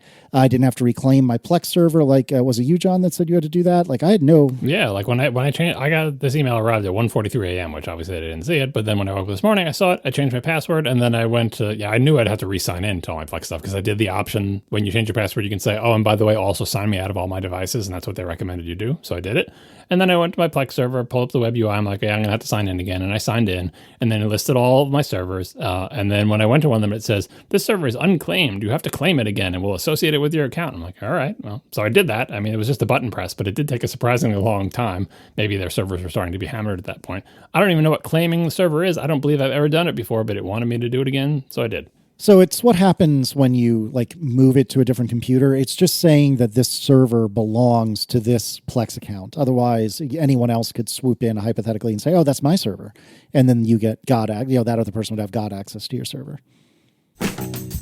We are brought to you this week by Kolide. IT admins often feel like they have to choose between their commitment to cybersecurity and their duty to protect their employees' privacy. Naturally, you need to safeguard company data against hacks and breaches, but you don't want to turn your workplace into 1984. Traditional MDMs give the IT team complete access and control over company devices, but since employees are inevitably going to use their work laptops for some personal activities, these tools can saddle you with surveillance capabilities you never wanted, like access to photos and browser history. And before you know it, your end users are complaining about all the security agents slowing down their laptops, developers get frustrated by the lack of autonomy, and people start secretly working on their personal devices just to get things done. It's easy to fall into this trap of top-down security, but this is not the only option. Kolide is an endpoint security solution built around honest security. Their philosophy is that employees aren't your biggest security risk, they're your biggest allies. And your relationship with them should be based on transparency and informed consent. This works by notifying your employees of security issues via Slack, educating them on why they're important, and giving them step-by-step instructions on how to resolve them themselves. For IT and security teams, Kolide provides the right level of visibility for Mac, Windows, and Linux devices, and it addresses high-risk issues that can't be solved through brute force or automation. And your end users can see exactly why and how every piece of data is being collected via Kollide's User Privacy Center and their open-source codebase. You can meet your security goals without compromising your values. Visit kolide.com/ATP to find out how. If you follow that link, they'll hook you up with a goodie bag just for activating a free trial. That's Kolide, Kolide, kolide.com/ATP. Thank you so much to Kolide for sponsoring our show. All right, let's do some Ask ATP. Bart Kowalski writes, why do some app updates weigh in at multiple hundred megabytes in size, whereas updates from smaller teams weigh in at dozens of megabytes in size? Anecdotally, it seems that larger companies' app updates tend to be larger, while smaller companies' updates tend to usually be much smaller. I mean, I don't think my garage door opener app needs a 200 megabyte update every few weeks, right? How many changes could they squeeze into a garage opening app each time? Because of this, I'm super selective about what I manually update and when. Is it just a case of laziness where dev simply re-uploads the whole app instead of some small part of the code base? Is there something going on Apple's end? Is there something else going on that I have no idea about? Please enlighten me. I mean, I don't know what the best way to approach this is. First of all, there isn't any sort of incremental update in the App Store, right? Or am I missing something? There wasn't like back in the early days, but they added that probably at least 5 or 6 years ago. It's been a while. So we have, when they introduced something called app thinning, remember that? I thought that was less about incremental updates and more about, rather than shipping you like a fat binary with everything that every device will need, I thought app thinning was, let me just give you the junk for your particular device. That's what it started out as, but I think it came to also encompass like actually doing more like a diff style for the app as well for updates. Oh, all right, then that's my mistake. I could be wrong, but I'm pretty sure that includes that. But anyway, no, yeah, the App Store is doing this for you, and it isn't an issue of like the developer not updating a diff and just uploading the whole app. Like that isn't on the developer. The developer updates the whole app to Apple every time, and then Apple chooses how to send that to each device. So that's out of our hands. What makes apps big can be a lot of things, and some of it is stuff that small developers and indie developers like me tend not to use as much, if at all, or we tend to have less. So one of the biggest sources of app bloat is stuff like image and video assets. So if your app has a bunch of graphics and parts of the design, each one of those is going to be stored as like a relatively loosely compressed image. It's going to be a PNG somewhere. It's going to be massive in the bundle. And apps that have a whole bunch of screens and designers and everything, something like Instagram. There's so many different screens in that app to do all sorts of different things, and all those buttons and toolbar icons and everything, those are all stored as images somewhere in the bundle. So images alone are a huge part of a lot of these apps by big companies, just because they have just so many of them and in so many screens that you don't even realize are there if you're like a more casual user. So that's part of it. Just tons and tons of images. Also, if there's any kind of like animation where they're like showing you some kind of instructional animation, do this, then do this. That's going to be rendered as a video, and that's going to be again very, very large files. So that's part of it. And I would say that's probably a large part of it, maybe even the majority for most apps. But also, there's actual code bloat, and this, I mean, it takes a lot of code to hit 200 megs, but it can be done. And this is often the result of cross-platform frameworks, things like Electron or any kind of web technology-based thing. They have to embed huge amounts of both resources like images and stuff, and also just huge amounts of code to be their giant runtime layer for whatever kind of fancy framework they are trying to do in the name of efficiency in other areas, which is hilarious. So Overcast is a little under 10 megs because I don't use any of these giant third-party frameworks or middleware layers or cross-platform layers because I don't have to. Because I'm one person making an app for one OS, and that's it. If you're doing something as a big company, you're required to have big company bloat. And the reason you need big company bloat is so you avoid wasting money. And so instead you have to hire thousands of developers and other support staff to make these massive apps in the name of efficiency and making sure you don't accidentally have anything that is inefficient or wrong. So anyway, most of this is the result of like your standard big company needs. So more developers writing larger amounts of crappier code with larger amounts of supporting code around them on top of many, many, many layers of other people's code and libraries and everything. And there is no incentive at any part of that to make things smaller. Like it usually there's, for many of the people involved in the stack, there's no ability for them to make it smaller. But at the larger level, there's just no incentive for them to make it smaller because Apple doesn't care. Most users don't notice or care. And so you kind of have no incentive to fight against the current. And where the current takes you when you're working in a big company is just massive amounts of bloat. Overcast is 10 megs. Switch class is only 3.5. That's interesting.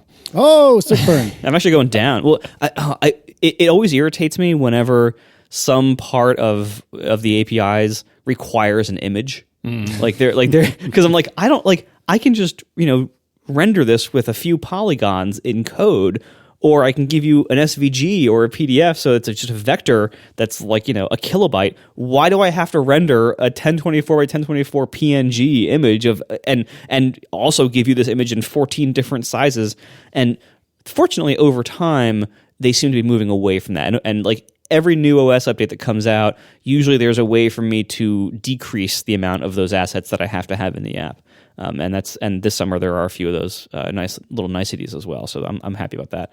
But yeah, like where most of my size comes from is like, stuff like the watch extension or, previously like having to embed Swift runtime stuff, although that's the need for that is going down over time as well.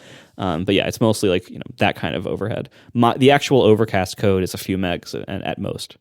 Yeah, the Mac APIs pretty much want bitmaps for things too, and it's annoying, especially when, like, for example, the menu bar icons, those are template images. They're treated as template images. There are ways that you can use a PDF for them, but a lot of the APIs do ask you for PNGs. And like the Mac icons where they wanted 100 size, now there's a way where you can just give it in one size. Say, like, I'm just going to give you one size, just use this everywhere, which is not best practice on the Mac because you really should be tweaking your icons to read better at smaller sizes and stuff, but yeah, there's a lot of bitmaps. I mean, something that programmers might not realize, but like everything should just be vectors. It's like in the end, something is turning that into a bitmap to put it on your screen. And so you can see how it's more convenient to just start with the bitmap on disk and you can like memory map it and do all sorts of stuff. But the new APIs are doing that for us behind the scenes. There's another thing people don't realize about, you've talked about this, Marco, about people who are a little bit technical but don't really think about the consequences. Oh, JPEGs, those are compressed images. They're really small. It must be very efficient. Yeah, it is an efficient way to store images, but when you display that image on the screen, something's got to decompress it, and it needs to exist somewhere in decompressed form so it can be put into a window buffer that takes up memory somewhere. And yes, the window backing stores are compressed on macOS and probably on iOS as well, but that compression is not as good as JPEG compression because it needs to be really fast, right? So yeah, things get big real fast, whether they're big in memory or big on disk or big both. As for the incremental updates, I have vague recollections of what you're talking about too, Marco, but I would love for someone from Apple or anyone who knows, point us to the WWDC session or whatever. Does app update do byte range diff deltas for updates, or is it on a per file basis? Because I can imagine updates being really big if they're doing it per file, because if you change one little bit of metadata on that 150 meg QuickTime movie that's your like opening QuickTime movie, whatever, that's your opening tutorial animation, like, oh, maybe you just changed, so you remove GPS data that you didn't need to be there. It's just metadata, like 99% of the bytes are the same. Does it do byte diffs, or does it say, oh, this file has changed, here's a new 150 megabytes? If you know the answer to that question definitively, please let us know. Indeed. Another thing that I feel like I have seen in the past is massive, but I can't cite a source that confirms or denies it. I thought a lot of these like analytics and ad SDKs tended to be just freaking huge. Like I thought Firebase was massive as an example. I very well may be wrong about that, but I thought some of these things were big. I mean, they're big, but not relative to like 500 megabyte, video file. Like, sure. They're bigger than they should be. And I think Marco hit on the main one, which is like frameworks. Because like if you have some kind of framework that has like a widget library or whatever, especially if it's a young framework, they'll give you the whole framework. You may never use that control in your app, but you ship with the whole. It's kind of like when the Swift runtime shipped with everything. They didn't really pare down the Swift runtime, as far as I know, to just use the features that your app use. You just get the whole thing. And so if you're using, React Native, I'm not trying to blame or whatever, but like, or the Mono back in the days, I don't know if anyone's still using Xamarin. That. Yeah, Xamarin stuff. You just get the whole framework with your app because it's very difficult to figure out the exact features your app is using and pare down the library so it just has those features because everything is so interlinked. And so, yeah, if you looked at your app and just cracked it open and you were like, look at all this image data, I'm not using any of this. So like that just comes as part of the framework. I think that's probably the biggest source of bloat. But maybe SDKs are like that because maybe the SDK itself uses some cross-platform library that includes a whole bunch of things that it doesn't use all of. It adds up, but I do feel like that it is actually pretty difficult to outrun video files or even just audio files. If you have like, long amounts of audio, video files, images and stuff like that can outrun your code bloat size pretty quickly if you have any substantial number of them. Yeah. And also like, on framework, problems, the number of frameworks and the size of them that you add to your app is oftentimes done either you don't have much say in the matter, or you do it without actually really investigating this. So, for instance, if your app is ad funded, like most ad packages, you have to add in whatever the Google one or whatever. But if your app is ad based, you may have to add 3 or 5 or 10 different ad platforms SDKs just so you have the ability to maybe show their ads. And there's oftentimes logic in some of these SDKs where they like bid for the spot, and whoever is going to pay you the most, you can show the ad from that provider. But that means that every provider you might show the ad from, you got to build in their SDK. And so fortunately, there's been so much ridiculous consolidation in this business that there aren't that many of them left. But that is still a thing that people do. And so, you end up with, if an app is ad supported, you end up with huge amounts of bloat there. But also just in general, the style of development that so many developers these days across multiple platforms, not just iOS apps, the style of development these days is, if there's a need that you have, the first thing you do is look for a package or framework that offers it and just blindly add it to your project. And don't even care how big it is or what it's adding or what it needs.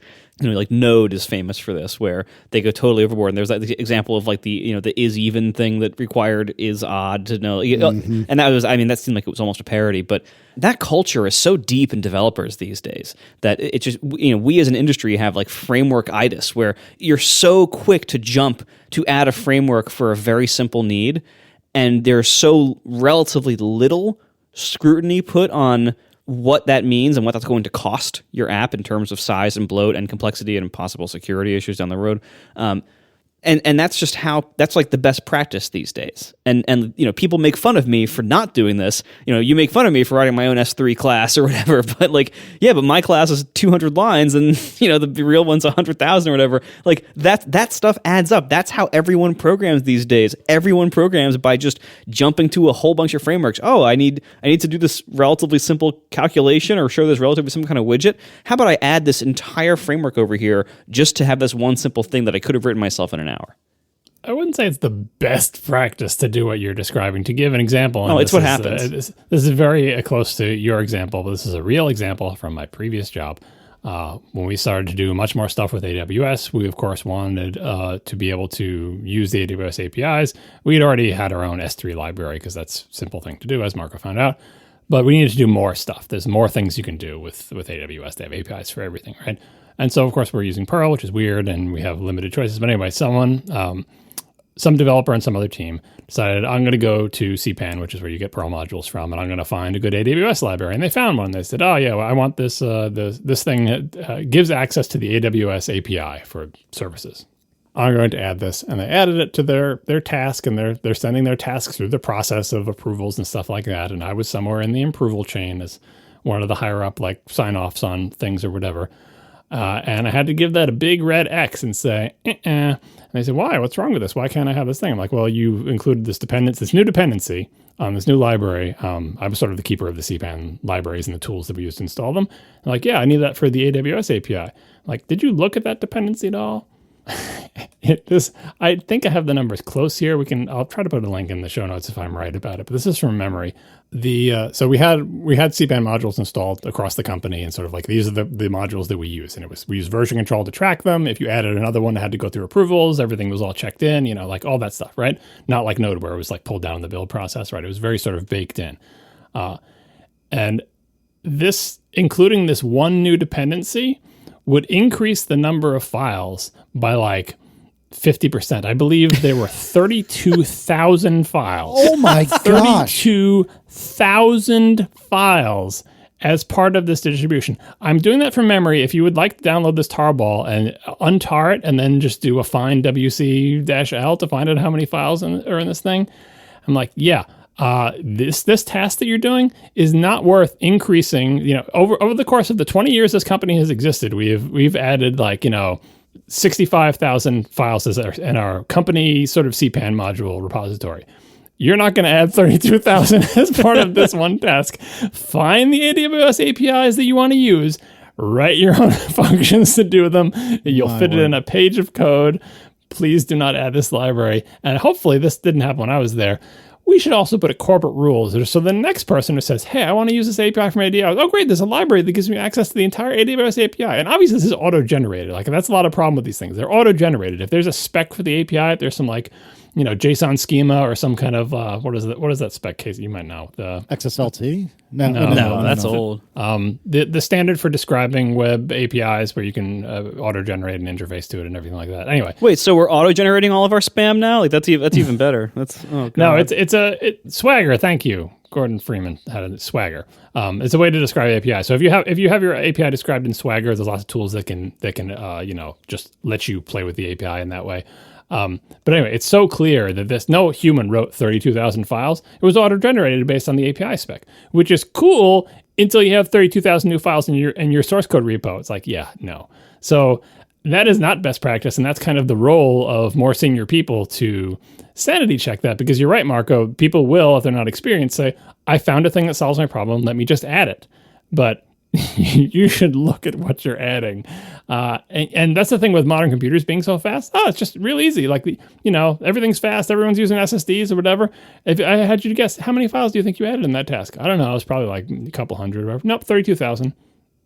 Well, and the thing is, like, if you think to look for it, that's one thing. But when you involve working with companies, even if that one developer is like, hey, I probably don't want to do this because it adds this thing. If their boss is like, just do it. Like we need to hit this ship date, or we need to solve this need or have this requirement met. You just have to do this, and that's it. Because the way that bloat on your users' devices is treated by almost every software publisher of any type, it's treated like you're spending someone else's money. Like they don't they don't consider at all, hey, maybe we shouldn't be taking up hundreds of megs for our very relatively simple app need on every person's device who has to use this. And that adds up. Like, first of all, that's eating into your storage. Then you got to like buy more expensive phones or whatever, to have bigger storage needs. That also, all that code at some point is going to be loaded into memory, or at least a large part of it is going to be loaded into memory. And so then you're eating into people's memory in their devices. You're making their batteries not last as long. You're making other apps get kicked out of memory more often, therefore making everything slower when it has to switch apps and reload stuff. Like, those are all real costs. We had this discussion a lot back, a few months back when 1Password switched over to Electron, and we all complained about that. Like, this kind of stuff matters. Like, these companies and these developers, like, whatever processes or sloppiness are leading to this massive bloat, they're spending everyone else's money, but they're not spending their own. They don't consider it as like, this is going to cost us in our app being big and bloated. No, they don't care. Or the people who are making the decisions can't care because some other decision is being made above their head that's forced them to do things a certain way. And that's, when you're an indie, you can care about things that big companies might not care about, because you can just do things the way you want to, and with your own priorities and your own sensibilities. And there's no one else telling you from above, like, hey, we really got to, hit this ship date and, make this quota or fill this requirement, or, comply with this, regulation or something. Like, you don't have the needs of big companies. So that's why our apps are able to be so much nicer in certain ways, because we're able to make decisions just for us. I was unfair to this AWS module. I will put a link to it in the show notes. It only has 30,165 files. Oh, you are such a meanie. You are so mean. Which I now just untarred onto my desktop, so I will now remove that. If you're in the business of selling computing resources, maybe making your libraries really bloated might be a very profitable move. This is, to be clear, this is not an Amazon library. This is a library that just some random person, of the goodness of their heart, auto-generated and uploaded to CPAN based on some AWS API definition. So I'm not faulting the person who made this. It provides comprehensive coverage for apparently the entire AWS API at the time they generated this file. It's just too big to include if you need one or two functions. All right, and then finally for today, Robert Campbell writes, are you familiar with SVAlt or SVAlt? I'm not sure how I'm supposed to pronounce this. Anyway, they make outboard cooling accessories for laptops. I'm getting ready to upgrade and considering a move from desktop Mac to MacBook Pro if I could get sustained performance for large photography processing tasks. Assuming even an M1 Max MacBook Pro will eventually throttle under sustained processing loads, do you think an outboard cooling booster like the SVAlt might move the needle? I'd love to make this thing as fast as possible when docked at my home office. Maybe I'm overly sensitive to heat-induced performance issues, having been burned in the past, ? Background info. I run a photography, retouching, and graphic design business. I'm thinking about replacing two Macs, an Office 2017 iMac, which is having trouble keeping up, and a similar aged on-site MacBook Pro that's even slower, with a single top-spec 14-inch MacBook Pro Max dropping the desktop Mac. The new MacBook Pro will spend 80% of its time docked to my office and 20% on-site. I've maintained the two-machine workflow as previous MacBook Pros have trouble staying cool and slow down dramatically during long production jobs. For many of the reasons you guys have discussed at length, I'd love to reduce my two machines to one. I don't know. I don't know anything about this. Do you guys have thoughts? So I have never used this one particular company's things, but I looked at them when this email came in, and it looks like basically like a laptop, like a clamshell mode laptop stand that is itself a giant block of metal that has some fins carved out. So it looks cool. I mean, I will say it looks cool. Some of them have optional fans that you could mount on them and everything. But I can tell you, as somebody who, I drive my MacBook pretty hard. Now, granted, I don't have a photo retouching workflow. That's a very different type of load than what I'm doing to mine. But that being said, I would suggest get the 16-inch, put it in whatever clamshell stand you already use, or whatever you can find, and just try it first. I think you will be surprised how much it takes to make it slow down. Because, so what Robert said right in the middle here is assuming even an M1 Max MVP will eventually throttle under sustained processing loads, that's not a safe assumption, actually. I would suggest, try it and see if it actually does throttle under sustained loads of your type, because I can tell you, I have never seen mine throttle. If I'm destroying the CPUs, not only does it not throttle and it stays the same speed the whole time, but I don't even hear the fans. You're lucky if you can even hear the fan spin up with these new ones. They're that good. As throttling is a different story. To make it throttle, it has to both be at its max, cooling abilities, so the fan running at whatever its max speed is, and still not be able to keep up. That's when it will actually throttle.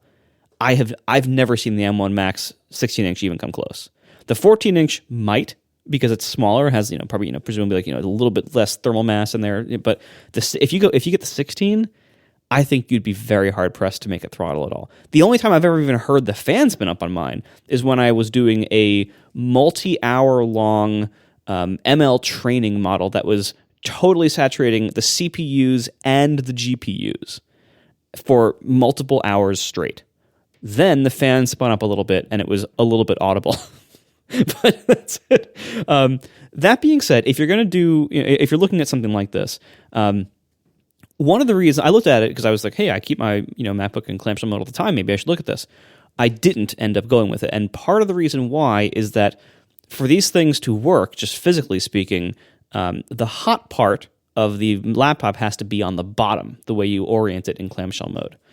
The hot part is the part basically between the screen hinge and the keyboard. That's where where all the heat sinks and main processors and everything are. I flip mine over so that the hinge of the screen is up, and the reason I do that is to give it a little bit of boost in convection cooling. Because that way it is sucking air in from those little side slot vents, sucking them in on the bottom, and shooting hot air out the top through the screen hinge vent. And I don't know if this makes a big difference or a small difference, but it probably makes a difference.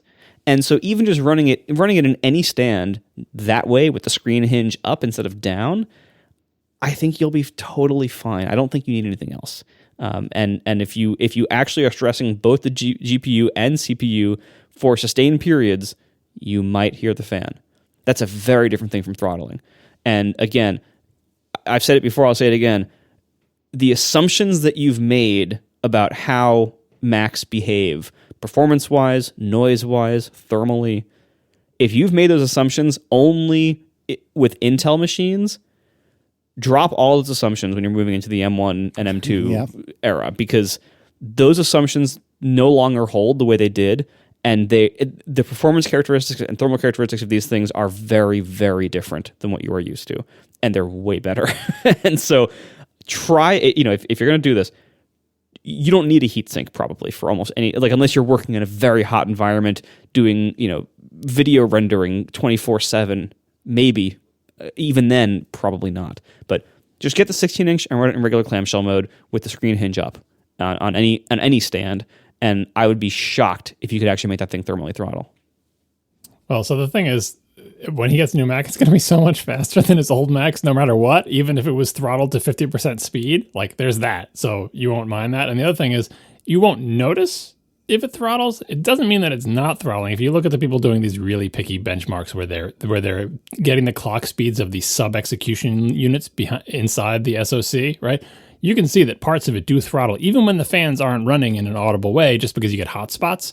But you won't notice unless you're running like a benchmark and comparing, fractional percentages of performance difference. The reason they're noticing is because they wanted to see with the M2 MacBook Air, which we know does thermally throttle in a way that you might actually notice, the Pros also have subcomponents that sometimes thermally throttle, even when the fans are low, but by such a fraction of a percent, you would never notice unless you're running a benchmark. And again, keep in mind that this new computer you're going to buy is going to be so much faster than your old computers, you will never miss that fraction of a percent, so don't worry about it. But related to this thing, with the M2 MacBook Air, people have been experimenting with it and thermally throttles, and I've said on past shows, I think that's the right call for that machine because fanlessness is itself a feature, and Apple should ship a computer that is fanless, and this is the one, and thermal throttling is a perfectly good price to pay because even with the thermal throttling, it's still faster than the machine it replaces, and it is exactly as silent because neither one has a fan, right?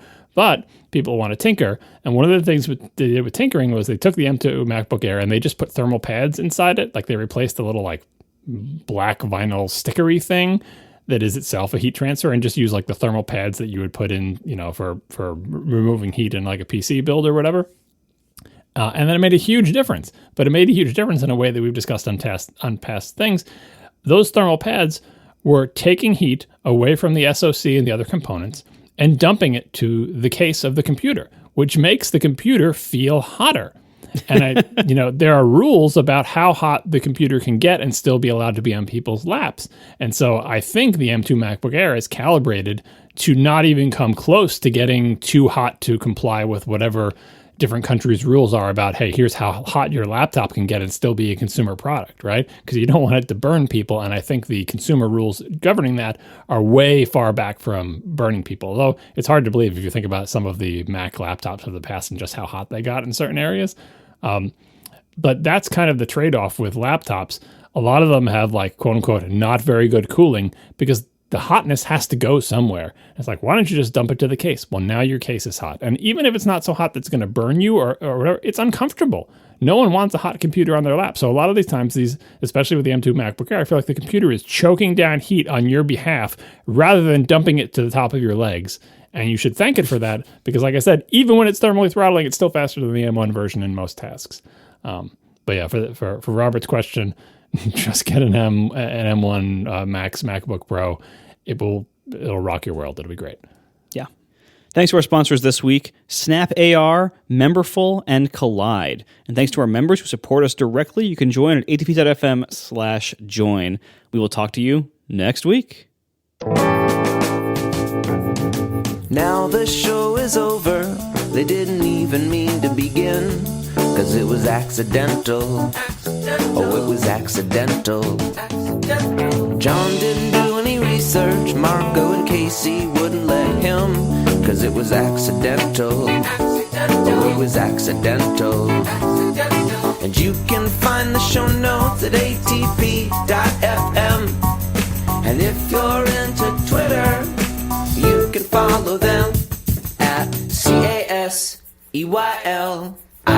So that's Casey Liss, MARCOARMENT, Marco Arment, SIRAC, USA Syracuse. It's accidental. They didn't mean to. Accidental. Tech podcast so long. So a couple of weeks ago, I did something I have never done before. And because we haven't had enough car talk on this show, I thought I'd talk about my car for a minute. Yeah, let's do it. I replaced the wheels of my car.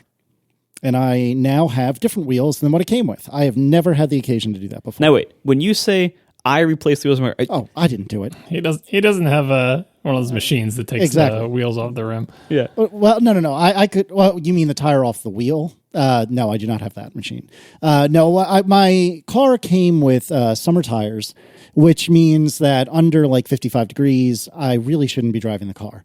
I did. I never drove it in snow because that's just suicidal, but I did occasionally drive the car at less than 55 degrees.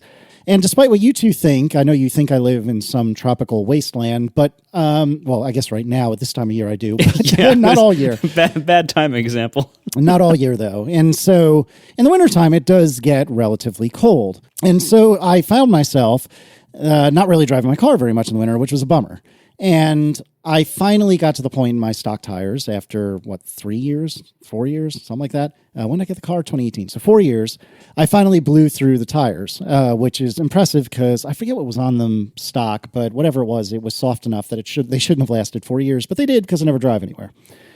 So I was hemming and hawing about what to do.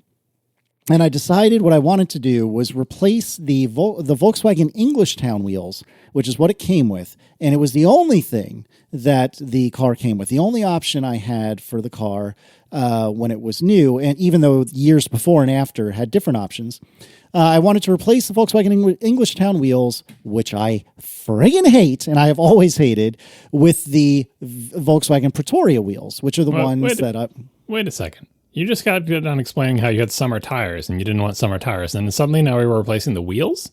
Is replacing the tires a prerequisite to replacing the wheels? Yes, because why would I stop using the stock wheels that had the stock tires on them when the tires still had a bunch of tread left in them? I'm a frugal man. So you're going to switch back to the summer tires in the summer? No.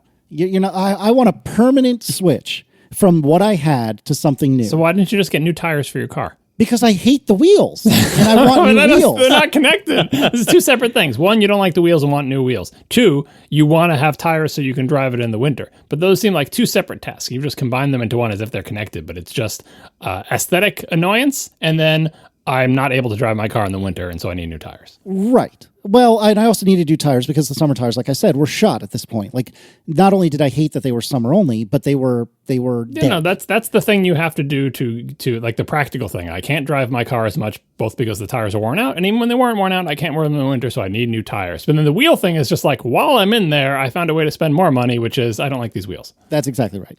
So I decided to get Pretoria wheels, and then my buddy that I talk about often, who is one of the ones that convinced me to get this car in the first place, kept nagging me and saying, you should go down an inch. You should go down an inch. You should go down an inch. I'm telling you, you should go down an inch. It comes with 19-inch wheels. He kept beating me up saying, go 18, go 18, go 18. If he had his druthers, I would have gone 17 inches. But he said, no, I know you'll never go 17 inches, but go 18 inches. So what I did was I bought, Volkswagen actually makes an 18-inch version of the Pretoria, which is my beloved wheel. I will put links in the show notes. And I went and bought 18-inch Pretorias and got new tires mounted on there. And now I have my beloved wheel, the Pretoria, with 18-inch tires, or with 18-inch wheel and tire combination.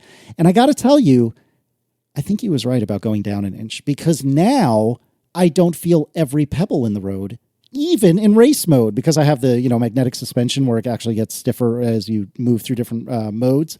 And in race mode, I needed new kidneys by the time I drove a mile or two.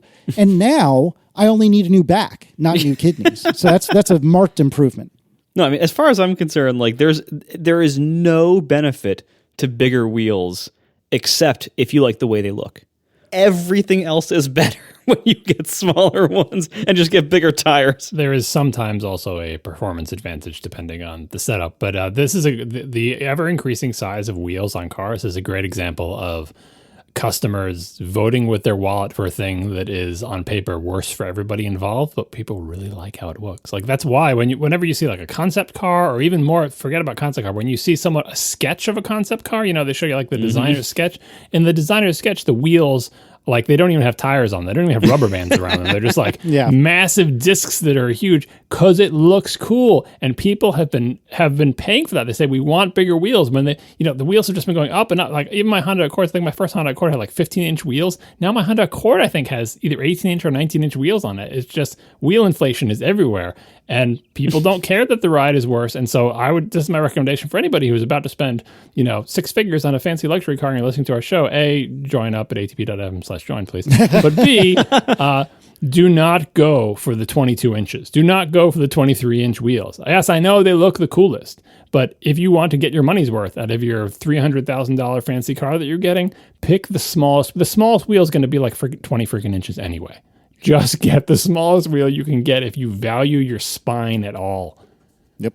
Yeah, and so this has been really good. I really don't personally, this is just for me, I personally don't care for the look of most cars with non-OEM wheels, with wheels that did not come with the car. In this case, I'm cheating a little bit because in the year before my car was made, the year after, the car was offered with this exact wheel in 19 inches, and so I'm kind of still within my own rule set, but I think these ones look so much better. And the other advantage of going from 19 inches to 18 inches is, I'm not 100% sure of these numbers off the top of my head, but I believe the 19-inch wheel is something like $800 a wheel, and that's without any rubber around it. It's $800 a wheel for the 19 inches.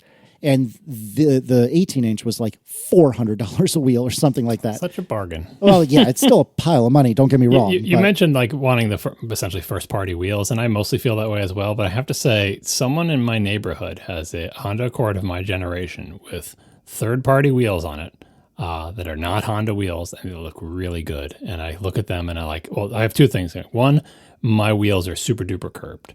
Yes, some of that is me. A lot of it is other people who live in this house. But yeah, I don't like having my wheels, what they call it, curb rash. They've been hit into pieces of cement that has caused damage to them, and it is not attractive.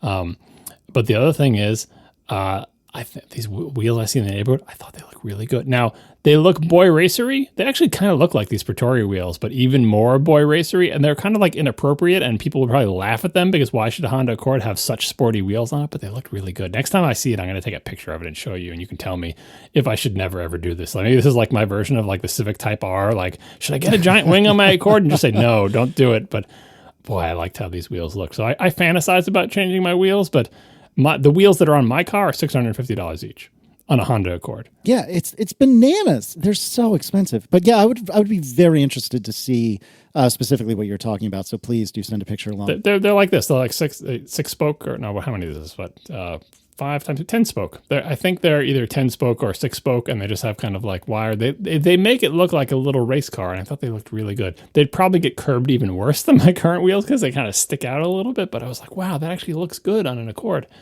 Anyway, I shouldn't and probably never will buy new wheels for my car, but it is a fun thing to fantasize about. Can I tell you, though, one of the disadvantages of being the only person in the house that is capable of driving your car, because, again, Erin doesn't think she can drive a stick, even though, it's been years since she's tried, but I bet you she could. Nevertheless, when I curbed the snot out of one of my wheels, which was 100% my fault, I couldn't even be like, well, maybe that was the time Erin took the car. No, she's she's driven the car maybe once, and it was around the neighborhood, I think. It was my fault, and I curbed the piss out of it. Oh, if she had done that to one of her wheels, I would be still beating her up years later. Yeah, and so this is so fancy modern cars with hilariously expensive wheels also these days have the cool cameras that will show you like the vertical view of how far your wheel is from the curb. And I'm saying car makers should go one better. Forget about auto lane assist. It should be literally impossible to drive a Ferrari's wheels into the curb at 2 miles an hour. Like the wheel should not let you do it. They should have LiDAR sensors dedicated to knowing, like, put them in the wheels. I don't care. Like, this is slow speed. I should not be able to turn the wheel and curb the wheels on a car that expensive, because those wheels cost as much as my car individually, probably, because they're made of carbon fiber or whatever. Just like, I know the cameras are there and you got the beeping and you got all the different sensors and all the things, but it's like, it needs to be an impossibility to curb the wheels in these cars. I see it all the time. I look at fancy cars all the time. I always look at their wheels, and you look at them and you're like, ooh, like you can just see like that one or two bad days that they had where they scraped the wheels, especially in the Boston area where the roads are so narrow. Everyone's got to get really close to the curb. Everyone's in a hurry. It's really easy to scrape a wheel. You think you're never going to do it. You're 3 years into owning a car. You don't pay attention for 1 second. And it's like, well, you're either going to live with that or you're going to pay $700 for a new wheel.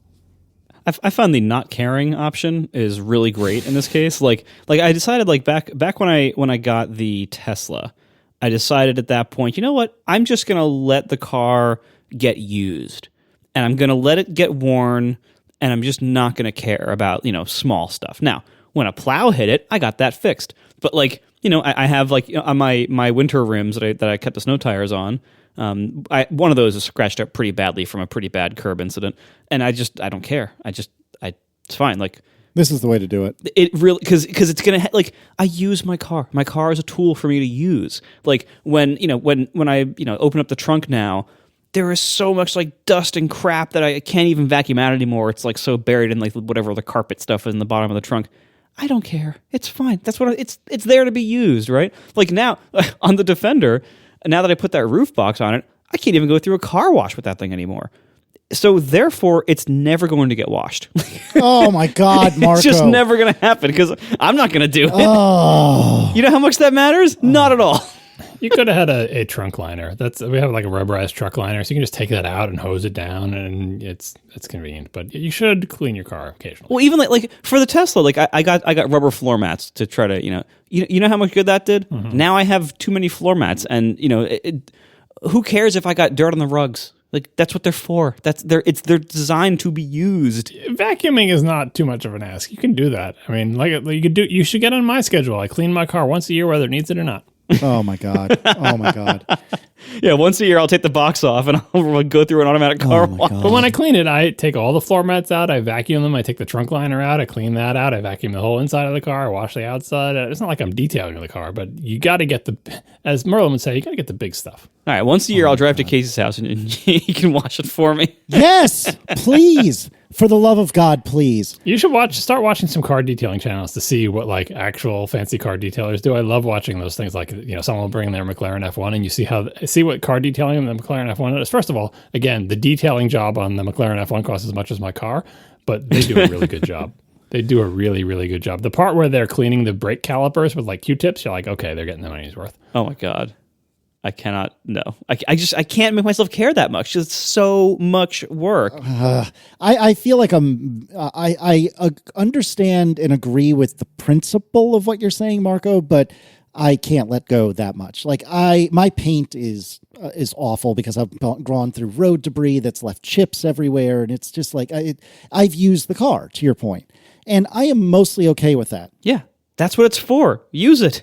Agreed. But I need to wash the car at least once a month. And curbing wheels that's like actual damage. It's not like, oh, it's a cosmetic. Like at a certain point, you're taking chunks of metal off of your wheels, and it's more than cosmetic. It is, but it's also like that. It's such a common thing. Like for instance, like on the Tesla, last time I went to go get out of when I moved out of the parking lot last time, I noticed that I now have a very small scuff on the corner where somebody parked next to it and scuffed it on the way in.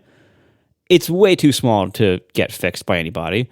This is a car that lives in parking lots most of its life. Scuffs on the plastic bumpers are going to happen to everybody. You just have to wait for them to accumulate to the point where you do it. But curbed wheels really hurt a lot because it's metal, and it's like there's no occasion. Like bumpers are kind of, you don't have control over that. But like no one is going to accidentally scrape by you and curb your wheels. They're going to hit your bumpers. They're going to leave some paint on your doors, but the wheels will probably be fine. So if the wheels are screwed up, it's because you did it, and that's why it hurts.